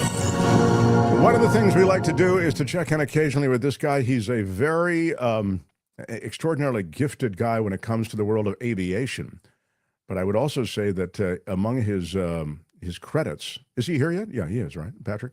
Among his credits, or in his CV, in his resume, is being in the first handful of people, maybe it was 3 people, who started EasyJet, which is kind of the Southwest Airlines of Europe at the time. And so some of the stuff I'm going to ask him about really applies to that world that he knows so much about. But he grew up in aviation. He lives aviation. And I'm so delighted that he comes in and sorts things out for us occasionally. How about it for Patrick Weil, everybody? Hi, Mark. How are you? I'm well. Better for seeing you. I love seeing you. It's weird because, Patrick, we have this feeling that the skies are more dangerous. There have been a lot of near misses that have been well advertised. There also have been horrible accidents, as we've seen. And I wonder, even as I read about how air travel is safer than it's ever been, how that can coexist with all this stuff that we're seeing. Oh, it's mind-boggling. Yeah, this year has started off with a bang, that's for sure. We have about 125 people perished over 6 accidents.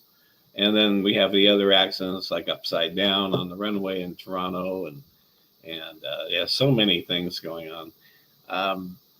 Is it a plethora of accidents all of a sudden? Not really. I mean, airplanes fly thousands of miles a day and times a day, and attrition is sort of the word in that case. But there's been a lot of unexplainable accidents that have happened, and near misses and so forth, especially with Southwest landing or not landing on the runway in Chicago, with a business jet crossing the runway right in front of it. That's a failing of air traffic control?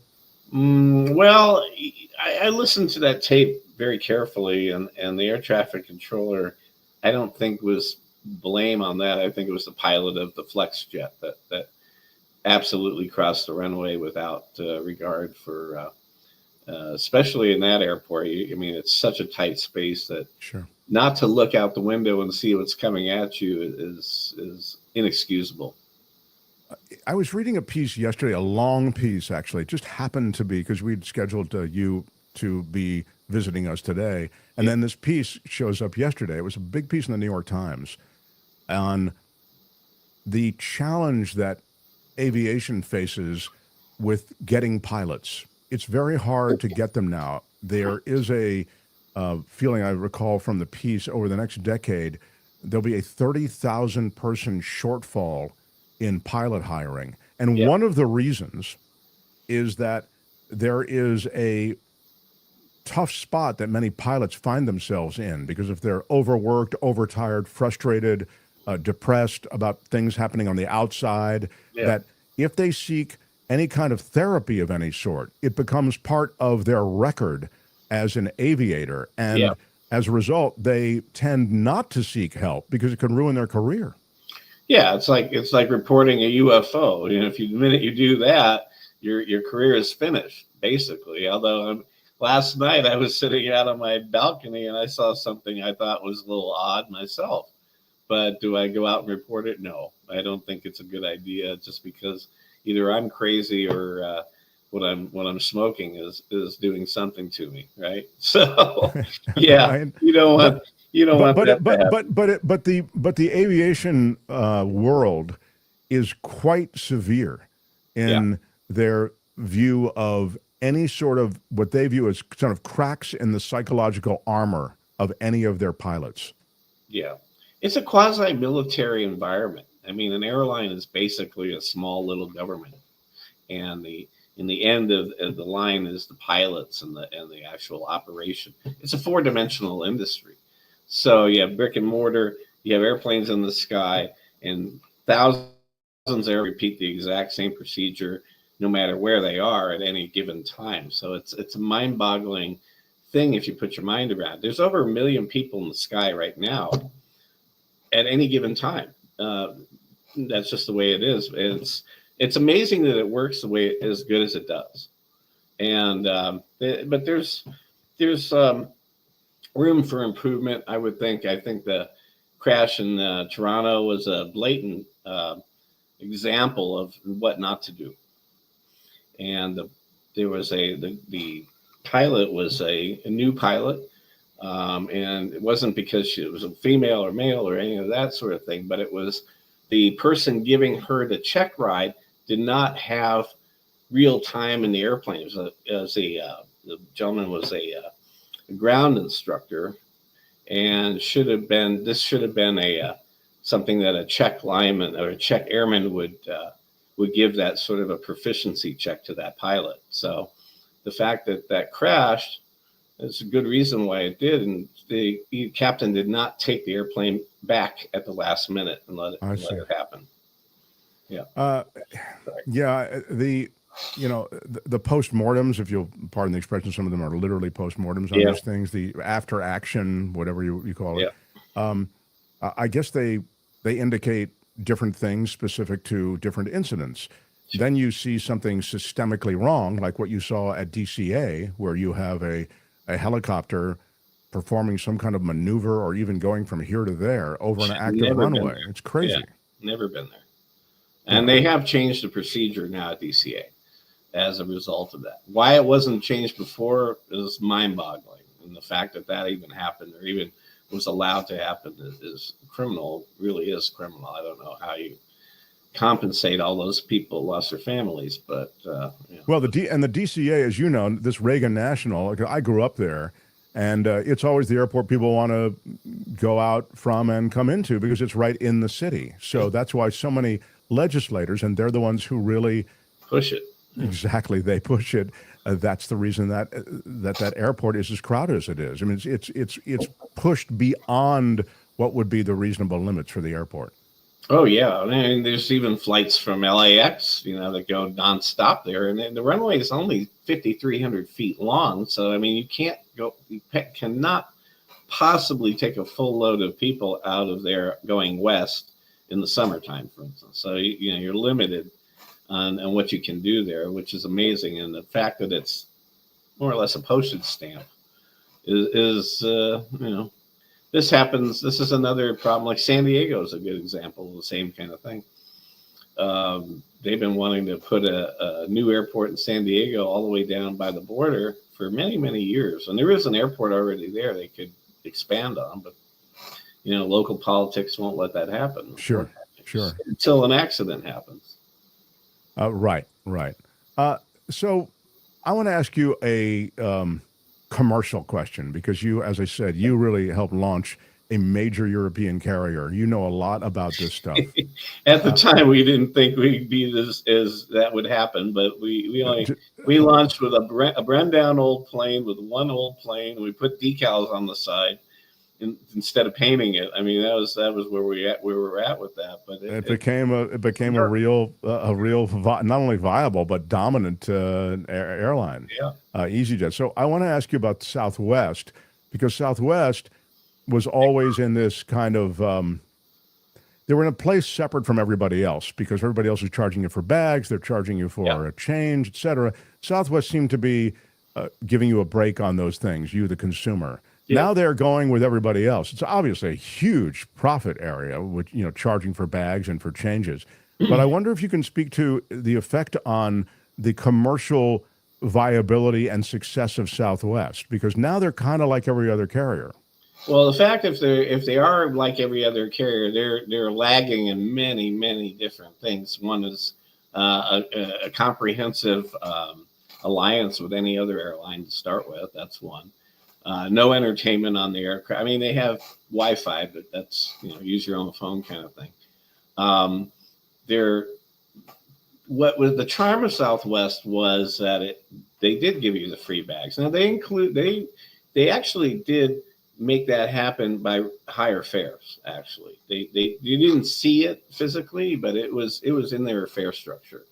So, and then you only could book on their own website to start with. So that was there was a lot of cost containment involved with that.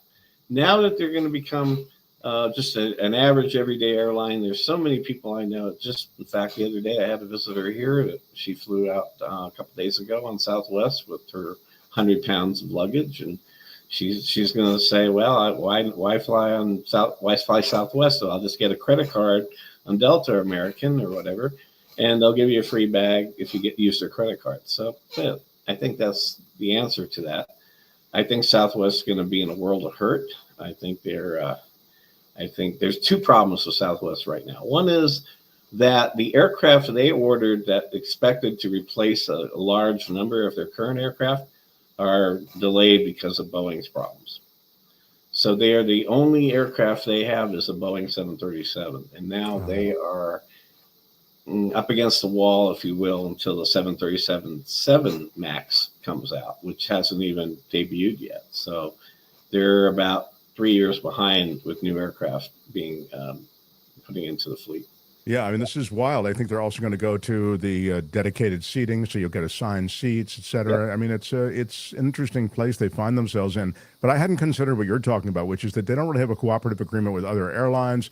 They, they may find it tough going. They had an incredibly bad Christmas. Remember their Christmas season? It was just a mess. Yeah. So they had some reputational damage, I think, during that. Well, they have. I hate to say this, but they have a lot of arrogance. Now, my friend, very good friend, just became their COO. So I'm hoping that he can bring some new ideas to the program there. If not, maybe what's not broken, don't fix. Is my opinion. Right. And that's their customer loyalty. I mean, like I said, you do that. And now Frontier 2 days ago said, we're going to do free bags. We're going to do assigned seats, no charge. So guess what? All the people are flocking over to Frontier, an airline that nobody wanted to fly on. All of a sudden is a darling. Yeah. And as you say, you can build in the profit that you would have had with that baggage policy. You can build it into the price of a ticket. I mean, that's what they did. That's what they did for years. Yeah. Patrick, I love talking to you, setting us straight on a couple of outstanding questions when it comes to the world of aviation. Sure. Anything else that we should watch in this this changing world of getting from here to there? Well, I'm working on my own documentary series about the airline industry. In fact, we're talking to agents right now. We'll have a celebrity host, a celebrity that you know or I know or everybody knows. So there's 2 or 3 of those guys we're talking to as we speak. That's great. That's great. Yeah. Well, and this will be a full history of the airlines from the very beginning days to the current day to the future. And we'll go into different areas where catering and pilots and mechanics, maintenance, and the people that work at the airlines, their stories, why they feel so enthralled to be in that industry. It's very much, I consider the airlines very similar to a pro sports team, like an NFL team. You know, they have their pride and it's like rah rah rah, you know, and whatever. And it's quite an amazing industry on itself, just because of the nature of what it is. And we can't live without travel. I mean, its history has been so rich. I mean, you know, people used to get in coat and tie and get on a plane. Now it's more of a flying bus, but there still is there's a shimmer, there's a romance to that world. I agree. Michael says, Mark, please ask your guest if Trump will leverage it. All roads lead to Trump. You need to know that, Patrick. Please ask your guest if Trump will leverage his power with Boeing to get a new Air Force One ahead of schedule. They've been working on those 2 airplanes for years. They were originally built for a Russian airline that went out of business, and they just sat. And then, originally in his first term, he negotiated this deal to get these planes to replace the current Air Force Ones. I don't know where that all stands. It's kind of, you hear a rumor here, you hear a rumor there, kind of thing. And it'd be nice to see that happen, actually. Yeah, I don't know. There's quite the back and forth at Boeing right now and the current administration, but we will watch it. Patrick, stay in touch. Good luck with the project. I want to hear good things about it soon. Yeah, absolutely. And I was going to say is there's a new nominee for FAA administrator. I think he's a good choice. His name is Brian Bedford. He's the CEO of an airline called Republic Airways, which is a part of the American Delta. The commuter side of it. But he's a good candidate, knows the industry, knows it well. So he'll be, I think, the best. Oh, that's great. So we get an endorsement of the new FAA chief. Well, not yet, but he's got to go through the process. Yeah, well, I mean, everybody else has made it through, and we've had guys. This guy should pass without any problems at all. Exactly. I mean, it sounds like he's competent. Yeah. So absolutely. Good stuff. Yeah, great seeing you, Patrick. Come visit again. See you soon, Patrick Weil, everybody. So long, Patrick. The Mark Thompson Show. It was great. I loved it. How would you handle this? We could try ignoring it, sir. Morning. You cannot say you love your country. Where are my weed smokers at? Stay at home and get baked. Right on, everybody. We're in the middle of Mark's Madness. If you haven't joined our crew of Mark's Madness participants, you need nothing. You just need to go onto YouTube, and you can vote in the posts section of our YouTube channel. There under posts, you will see the 2 drops for this hour and the 2 drops for last hour. In fact, you know what? Mark's Madness. I can't believe it. This is a real tight one this hour, so I'm going to give it to you again. You'll vote for either... We have processes and protocols and standards. Or... We could try ignoring it, sir. Oh, no one can decide. Either you'll vote for... We have processes and protocols and standards. Or you'll vote... We could try ignoring it, sir. It's process protocols versus ignoring it. Vote in the posts section of our YouTube channel till midnight tonight. Good luck. I'm very excited about Mark's Madness, as you might imagine. 2 other drops go up against each other, hour 1, and then 2 others, hour 2, tomorrow. Kim, I feel as though I should do your news. Well, don't feel obligated. It's not a should situation. Well, it's not a sense of obligation as much as it's really a sense of flow. I'm looking at it. Yeah. I do want to note, Kim, prior to your news, that George Foreman died over the weekend. He did. Yeah. 76 years old. I mean, an incredible heavyweight champion. He became heavyweight champ in his 20s, came out of the Olympics and all this sort of thing. Yeah. Lost his belt to Muhammad Ali. That was the rope-a-dope thing you'll often hear mentioned. But then, in 1994, he was 45 years old, and he came back and upset Michael Moorer and took the belt back at age 45. It was incredible. Then he began the Foreman grill. That's how I know him, because I had a Foreman grill. We used to use it all the time. Like, forget the sports superstar. Give me the grill. So he had this prowess in the ring, and then this prowess as a pitchman. And the thing about the grill was what? There's one thing about the grill that was distinguishing it from everything else. Maybe more than just one thing. But it was tilted. It was slanted, wasn't it, Kim? You had one. Yeah. It was it was slanted, and you had this little kind of cup. You could see it there behind that you would sit in front of it, and the juices or fat or whatever would roll down and collect in this cup, so that you felt like, when you were cooking your meat, that you weren't eating a bunch of fat at the same time. You could see the fat go away. So it's there it is. Now, Kim, since you did have it, I have a follow-up question. Mark Thompson here from the Mark Thompson Show. I wanted to know if there was an on-off switch because my understanding was there was no on-off switch. You just plugged it in and unplugged it. Is that right? God, I don't remember if there was an on-off switch. It's been so long since I used it. If anybody else, you can tell me whether it was an on-off switch. I don't think there was, though. No. So, but it didn't matter because he sold so many. Google it. Yeah. Okay. Well, sold so many. Yep. That he became wealthy many times over. The Foreman Grill Company donated to Trump. I love how all roads lead to Trump. Did they really? Citizen Morgan says the Foreman Grill Company donated to Trump. The original George Foreman Grill, let me just read it. The original George Foreman Grill, like many models, does not have a dedicated on-off switch. Right. You turn it on by unplugging it from the wall. Oh my God. Ooh, it's a wild idea, but it just might work. I don't remember it being a problem, but yeah. I have an idea. Let's not put on an on-off switch. Why? We plug it in and then it's on, and we unplug it and then it's off.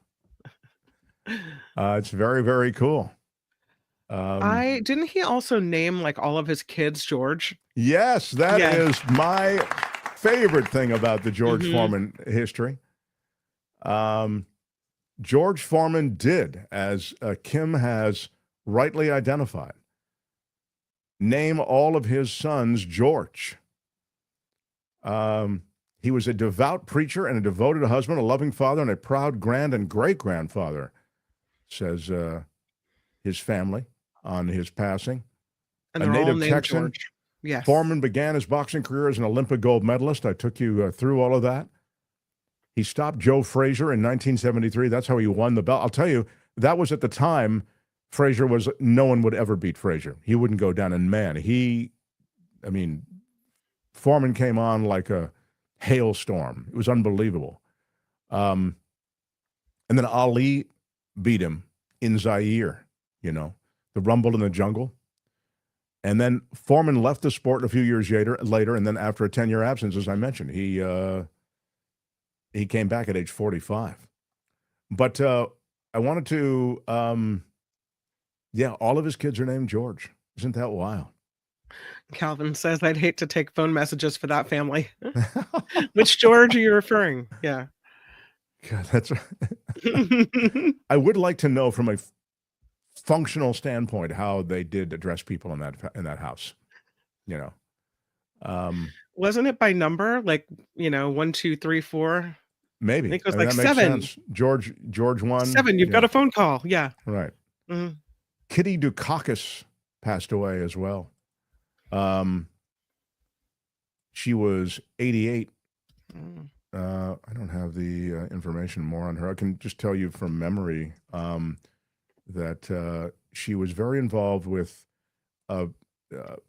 substance abuse issues, I think, drinking issues and issues of alcoholism, and I believe that's right. She was a big campaigner, a really good political campaigner, and here it is, 26-year, earlier in the campaign in 1987, she talked about the fact that she overcame a 26-year addiction to amphetamines. And 5 years earlier, after getting treatment, she said she began taking diet pills at age 19. Imagine that. And she'd overcome it 5 years prior to the announcement. And her husband made anti-drug efforts a major issue. He was a sharp guy, but he was, again, it's all messaging and how you come across. But she was quite, I always picked up on the fact that she seemed courageous and apparently she was a dogged campaigner as well, which in politics is really what it's about.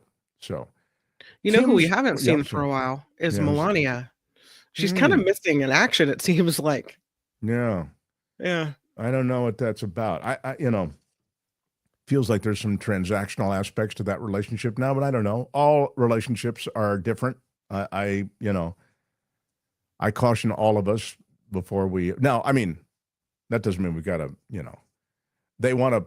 Maybe she's meeting with contractors about paving the rose garden. That's what they're going to do. That's nice. Yeah, they're sending Usha Vance to Greenland.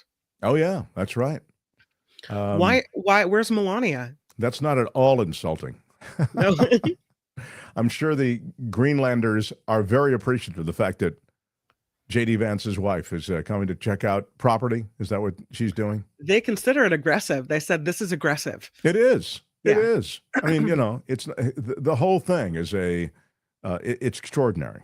It really is. It's just, I mean, the idea that you could, open up a can of we're going to take over on Greenland, it's on the Danes, whatever.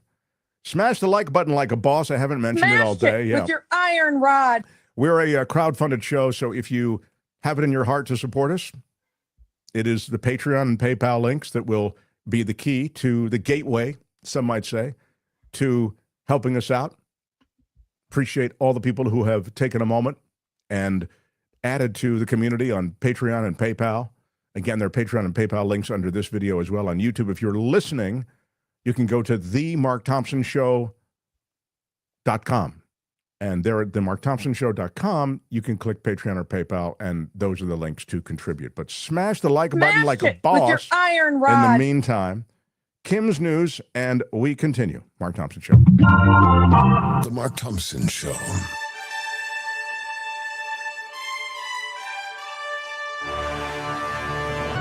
On the Mark Thompson Show, I'm Kim McAllister. This report is sponsored by CoachellaValleyCoffee.com.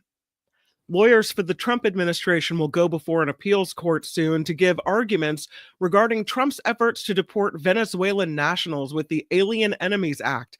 The D.C. Court of Appeals will listen to arguments from both sides as the Trump administration filed to reverse Judge James Boasberg's temporary restraining order that blocked the White House from deporting people under this hardly used wartime law. The judge ordered any flights in the air to be turned around. Some, though, still landed in El Salvador. Speaking of this Alien Enemies Act law, did you hear Trump say that he didn't sign it? No, I did not hear him. Yeah, he said, he kind of said, I didn't sign that. I don't know who signed it. He said he thinks maybe Marco Rubio put it into circulation, but he didn't sign it. Wow. What? That's Okay. kind of wild. I did not hear that. So if he didn't sign it, does that mean that it's not truly in effect? His signature's on it, his big signature. Yeah. So I don't know. Well, who how could signed his it. big signature be on it if he's not and he didn't sign it? I don't see how that's possible. He says he did. Maybe it was the auto pen, No, the Phantom okay. auto pen. No, Says he didn't sign it, Mark. no. I don't know. It's an odd thing for him to say. Also, why not just own it? Yeah, But- one wonders. House Republican leaders want the Senate to advance President Trump's legislative agenda. In a statement today, lawmakers said the House is set on giving the president one bill that secures the border, lowers taxes for families and job creators, and restores American energy dominance, among other things. House leaders say they took the first step in this process when passing a budget resolution in February. What did we Gary already call it? have energy the big, dominance. beautiful I don't know. bill. Yeah. I don't get. Yeah, right.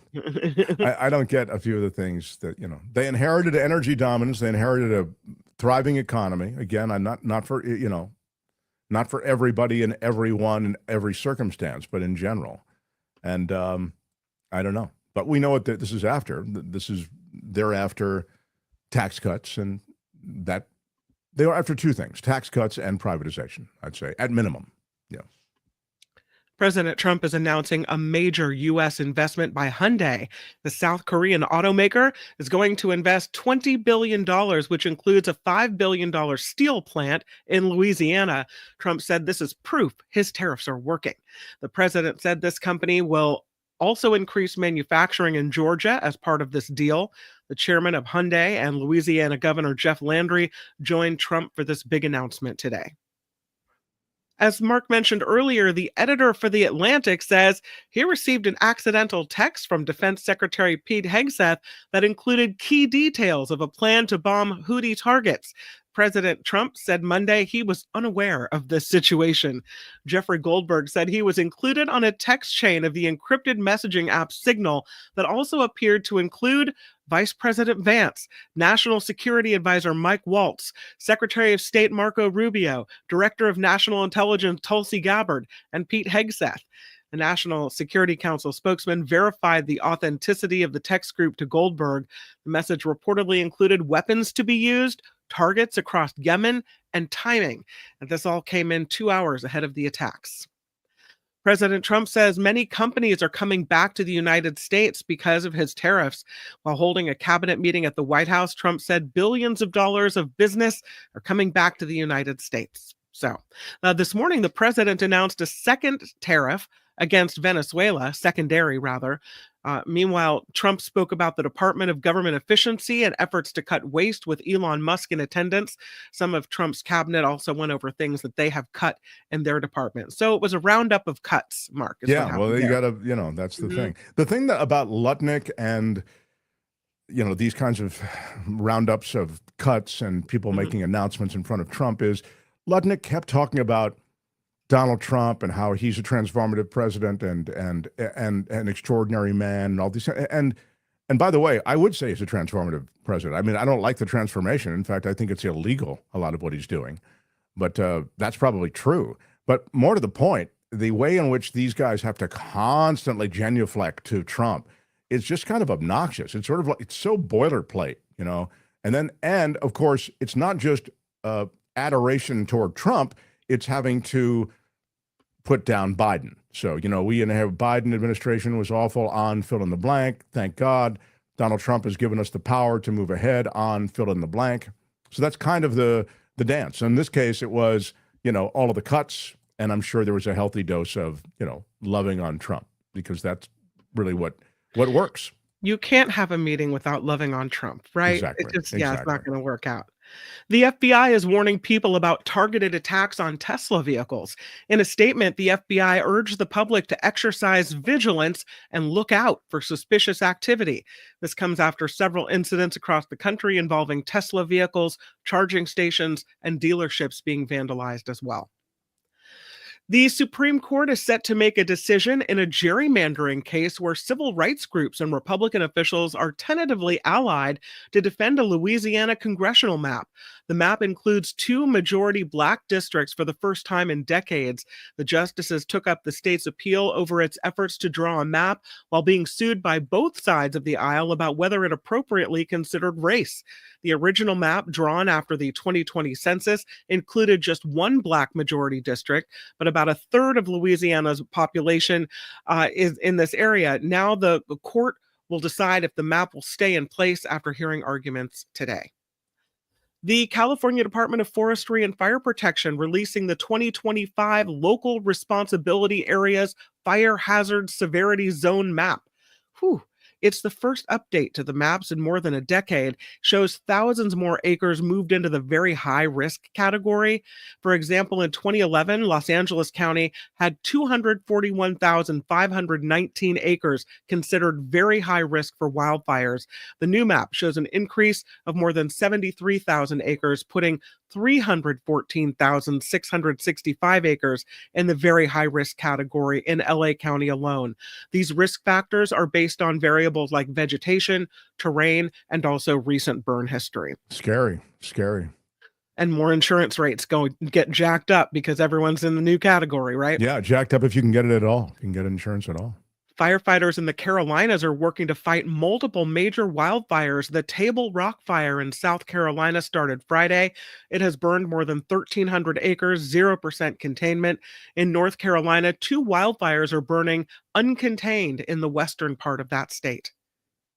California Attorney General Rob Bonta is urging Californians to delete their 23andMe data after the company's Chapter 11 bankruptcy filing.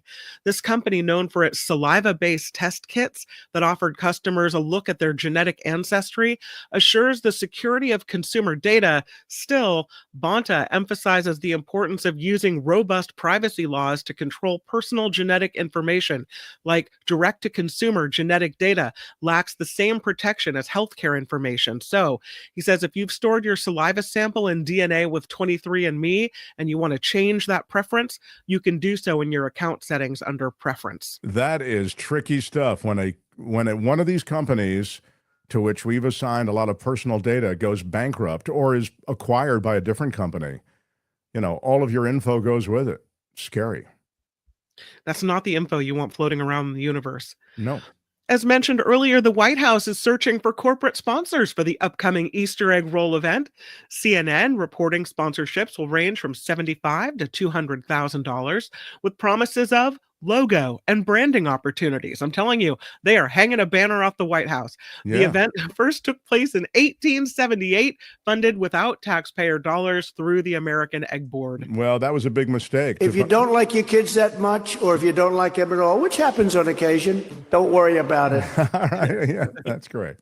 I don't understand. Yeah. A baseball card featuring Pittsburgh Pirates pitcher Paul Skenes, Skenes. You probably know who he is. I don't know. No, yeah. It sold for more than 1 million buckaroos. The one-of-a-kind card autographed has a patch the NL Rookie of the Year wore on his uniform during Major League debuts. The card went for $1.11 million via auction. The proceeds from this auction will go to the LA Fire Relief Fund to help those impacted by wildfires that recently swept through Southern California. Wow, what a number. And what was it? Paul Skenes or Skenes? Yeah. And yeah. God, I feel embarrassed. I don't know. I don't know either. It's his rookie card. And apparently quite valuable. Yeah, who knew? All right. Well, Yeah, thank you. lastly- I'm woefully under informed on this issue. So Well, Gen Z is there it is. Can you blow it up a little bit? So there he is. yeah. Yeah. 1.11 million. Wow. How about that? Would you say Ar- Skenes? I think it's Skenes. Skenes, I guess, or Yeah. Probably. Wow. I mean, why is this a bigger deal than I'm trying to look, I'm looking at Reddit. Why is this a big deal? Maybe in the chat they can tell me. When I was at KGO, if I mispronounced a sports name, the guys down the hall at CamBR would call and they just yell the name into the phone at you. No, I'll it's bet. this. Yeah. They only made one of them, says somebody, perhaps. The Pittsburgh Pirates, the team Skenes played for, made a big offer for the card before it was pulled. Everyone was wanting to see what the person who eventually pulled it from a pack would get. It was an 11-year-old kid in Los Angeles, so he declined the offer and is going to go sell it. He completed his rookie year for the Pittsburgh Pirates. They're a team in the National League Central, typically overshadowed by the Cubs. Mm-hmm. Skenes went to LSU, very good pitcher, ranked as the Pirates' top prospect after being drafted in 2023. His big league debut in May 2024 was highly touted, in part because of his short stay in the minor leagues. Players typically go 1 to 4 years in the minors. Skenes not only won Rookie of the Year, but also got an all-star appearance after only 2 months at the major league level. This year, the Major League Baseball crew introduced a new sleeve patch for players making their debut and worn in their first game. But anyway, I guess that's it. I mean, he's the recent acquisition, and they really didn't. Maybe they only made the one card. That's yeah, it's why only a 101. That's just they made this one. Wow. And also, he has a famous influencer girlfriend. Yeah, his girlfriend went to gymnast, right? At LSU. Yeah, she went to LSU, I think. He went to LSU, and I They believe both went she to, did. Yeah. Very cool. There you go.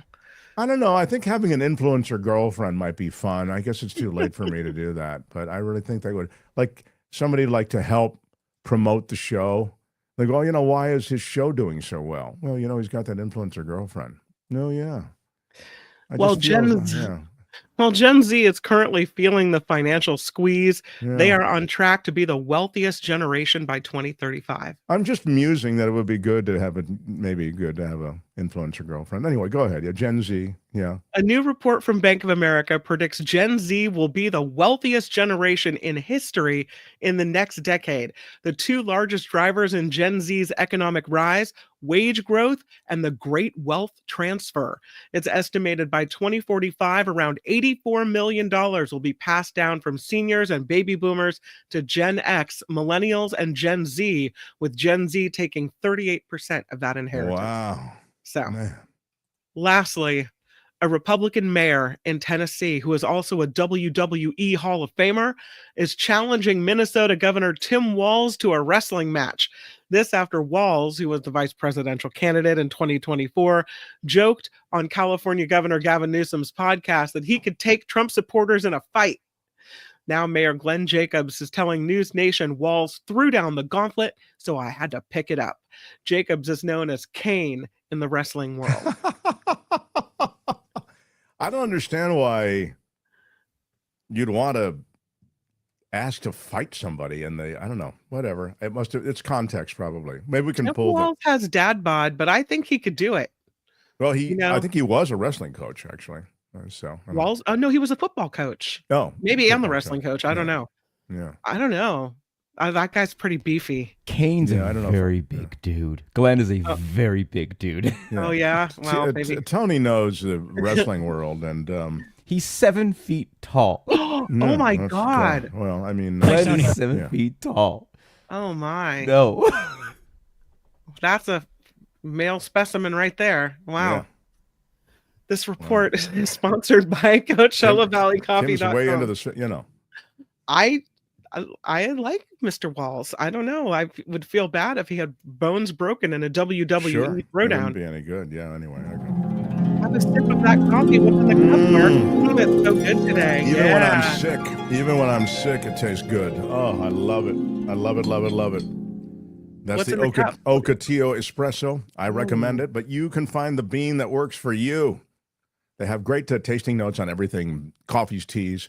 It's all organic and from women-owned farms across Latin America, across Africa. They really reach for this boutique roastery to have the very best stock there is, and then everything is hand-roasted. And as Kim has noted, the tea is just terrific as well. Amazing. Mm-hmm. Yeah, they have loose leaf. They have the bag tea, whatever you want. CoachellaValleyCoffee.com. When you check out, use our discount code MARKT for 10% off. Again, this is all fresh crop. This isn't like discounted beans that have been sitting around months. This is all fresh and rich and delicious. CoachellaValleyCoffee.com. MARKT at checkout for 10% off. I'm Kim McAllister. This is The Mark Thompson Show. Mm-hmm. Right on. The Mark Thompson Show. My wife wants some vegetables for Coup Day. I was a basketball referee. Feels great, baby. Use Mark Thompson. It's unbelievably offensive. What he's got going here is a situation. I was fortunate. Everyone I worked with made me better at my job. You are a cover-up artist and you are a liar. Yes.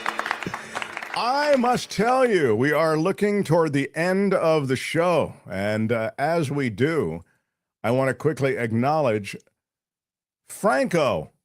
Mark, way to rally and host another great show today. Thank you, Franco. If you missed it, I'm suffering with a bad cold or the flu or something. But I remembered that Michael Jordan played one of his best playoff games while he had the flu. They call it the flu game. And I was inspired. And so I'm here today, playing hurt, but making a difference. Do you know who I am? Yes, exactly. I'm kind of a big deal. Now, Peter Newton, one bill to rule us all. I mean, to rule them all. Oh, thank you. There's Michael Jordan in that flu game. One bill to rule us all. I mean, to rule them all. Exactly. It's what I always say. You know, for the for my friends, anything they want, and for my adversaries, the law. That is the credo. Louis says, egg rolls at the White House. Count me in. I'll bring wontons. Love, Lauren Boebert, theater goer and vape enthusiast. That's right. She was the wonton girl, wasn't she? Yeah. I don't know what. Their envy wonton killing. I don't know what a wonton killing is. Yeah. I'm going to have to look that one up. Yeah, there you go. Nice one. Thank you all. And I wanted to get to ask Gary what happens to his predictions after Trump declares martial law, says Ron. Yeah, I mean, that's a certain concern. When you talk about elections, there is certainly a body of thought that suggest that they're not going to be any open, fair, free elections again in America. And we'll see. I mean, I think that's an extreme view. I also think that there's stuff to back that up. And to be fair to Ron, who made this comment, the way that they would do it is to, again, declare martial law, or in some other way, there'd be an executive declaration that would stand in the way of the elections, delay the elections, etc. If Trump keeps losing in court, he will engineer a national emergency and suspend all laws. Here's another version of that. If the people rise up, we will be massacred. Rat P. Fink 66 writes that. Look, I think the national emergency and suspensions of laws thing is a real possibility. It was one of the things pitched to retain power in 2020. So I don't think you can throw it out completely. To be fair, James Watson says, on the other side of the balance sheet, undocumented people, for better or worse, contribute a huge amount of cheap labor to our economy. Oh, this is in regard to, I think it was in regard to getting Medicaid or getting Medi-Cal in California. Yeah, getting health insurance. Yeah, it's true. It's true. I mean, there's no question about that these undocumented people are, I'd suggest, they're the backbone of many of the economies concerning agriculture, the restaurant business, and beyond. Rick S. says, bring back the Tillman Act of 1907, outlaw corporate donations. Although the Tillman Act did outlaw corporate donations, but it's way in the rear view, man. I mean, we're, as I mentioned, Citizens United more than came over the top on that. So, but thanks for all those considered comments. Kim, do you have anything before we leave? I think you pretty much got it all. Oh. I blame you. All right, well, then there it is. By the way, I Blame You is in March Madness. It's coming up. I don't know where it is, like what day it is, but we'll have it for you. Looks like it's tomorrow. Oh, it's tomorrow. That's great. Wow, that's really cool. Thanks, Tony. Yeah. Tomorrow we're going to have I Blame You. Oh, I Blame You tomorrow. I blame you. Goes up against... Have you ever been a member of the Chinese Communist Party? Oh, have you ever been a member of the Chinese Communist difficult. Party? That is going to be a great one. All right, that's what's happening tomorrow. So, again, that's in March Madness tomorrow. Also tomorrow, speaking of the vote, questions about the vote statistically. Nathan Taylor returns tomorrow to go over the statistics and the problems with the last election. The irregularities are stark, along with David K. Johnston. That's all happening tomorrow. I'm Shadow Stevens for The Mark Thompson Show. Bye-bye. We have a lot going on. Tony, thank you. Kim, thank you. Thank you, everyone. And until tomorrow, bye-bye.